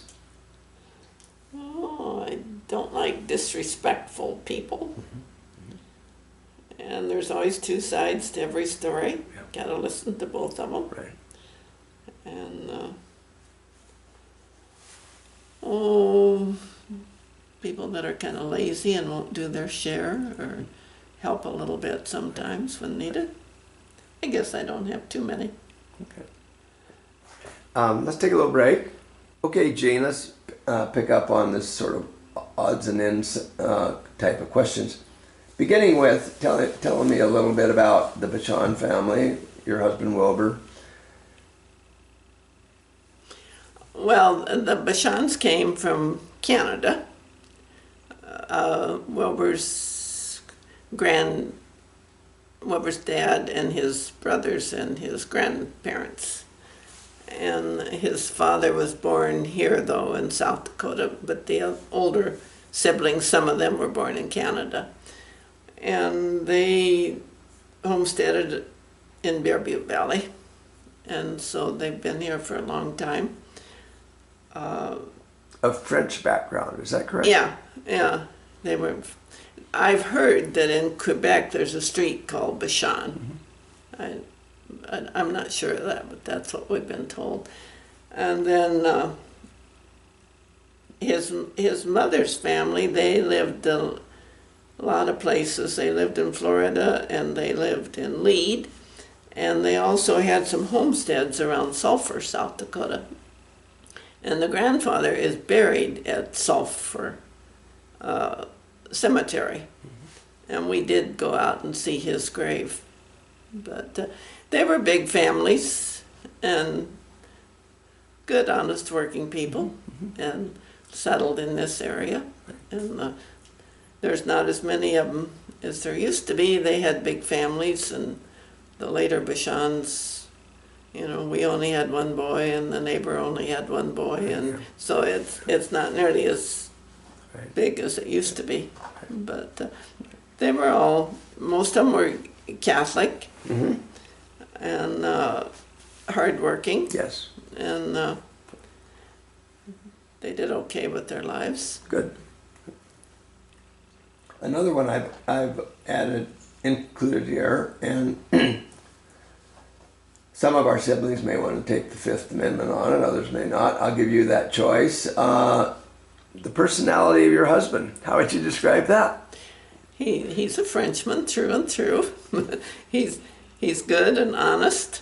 He'll gets a little unhappy a little quicker than I do, but it's worked out.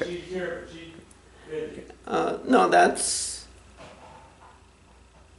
you know, it's worked real well. I think he might give you a different answer. Well, we just won't ask him, but I think he would give the same answer. I think you're both blessed with one another, and no, we've had, you know, it's worked out well.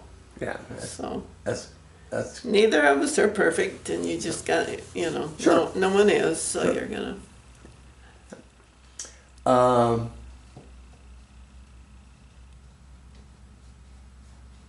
As you look back over your life, what would you lift up as some of the most important accomplishments, or the things that maybe you're most proud of, provided you the greatest satisfaction? Well, I'm really thankful that the kids are healthy and that they have jobs and are able to work, and like I say, contribute a little bit in the community, churches and different organizations and things that they're and able to do what they do, and well respected and liked. That's a big thing to me, Sure. you know. Also, as you look back over your life, including your current chapter, we've covered everything from grade school to, well, before grade school to now. Any part that was the most, any of that, one of those chapters particularly positive or the most satisfying? Well, basically, we've had a good life. We've never been rich, but we've never been poor. We're satisfied with what we have, and we have what we need. The kids have done well, and there's been some disappointments. I was disappointed when I wasn't elected the second time to the commissioners. Yes. But you're not going to win them all. But we've had more good than bad. So we've had a good life, Good. I think. Well, that's important. I felt that was the case, and I'm happy to hear you say that. How has the world changed since you were young? Well, it's very wasteful, disrespectful, I think. The language people use is just appalling. I hate to see that there's no penmanship anymore. The grammar, even newscasters, some of them have the worst grammar. And it kind of bothers me, but I suppose we'll adapt to it. And just extremely wasteful. You want to elaborate on that? What do you mean? Even maybe a kid once in a while, if they have half a can of beans they don't know what to do with or something, they throw it away. And there's so many people starving. Dad always taught us, even if a bird or a cat or a dog could eat it, it wasn't wasted. Mm-hmm. And I believe that, but it is terrible nowadays. These dumpsters around here on pickup day are overfilled every week. Right. We can go there's only 2 of us now, but we can go about 3 weeks before we have to empty ours. Yeah. But on the other hand, then you can't get in my sewing room hardly because I've saved too much stuff. But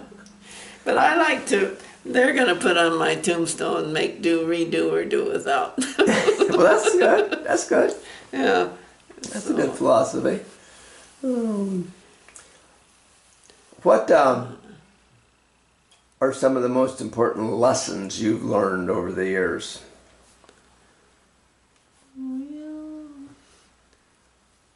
I hope I have kind of how to be thrifty, be respectful to people, and everybody has a chance at life, and don't make too quick of a decision when you meet somebody. First off, you might think, oh my gosh, and then you find out that they're doing their best and they've had problems and stuff, and everybody has a chance. Or else there's some big problem that we don't know, that hurts them. So, no, just be respectful and good advice, or good lesson learned. That leads into the last question, Jeanne. If there was someone sitting here who's age, say, 15 to 25, trying to figure out their life and their future, what advice or words of wisdom might you have for them based on the way that you've lived your life and what you've experienced? Well, that might be pretty tough nowadays. They don't need to buy everything they think they want. There's many, many things you can do without. And like I said, make do or redo with something that you have. Maybe patch your jeans instead of buying $50 pairs with holes in them. Mm-hmm. But some of that, and don't be so waste. The waste really bothers me, the way people throw things away. Yes. But and get to church, say your prayers, help when you can. Yes. And take life as it comes. You can't rush it, and you just be respectful to people, and I don't know. Well, that's pretty. Everything you said, I think, is worth thinking about and worth doing. I don't have any other specific questions, Jeanne. Appreciate your time and thoughtful answers. Is there anything else that you'd want to add? Well, I think this is kind of a neat thing you're doing. It's a new aspect of genealogy, I guess, keeping track in modern age. It's a little above me, the computers, but you're hanging right in there with the new technology. Well, thank you. I think it'll be interesting for the 7 of us, but maybe even more interesting and valuable over time to our In later years. to children and grandchildren, and even maybe some family friends and so on. Yeah. So we'll see how it all turns out. But I really appreciate visiting with you, and thanks for your time. You're welcome, baby brother.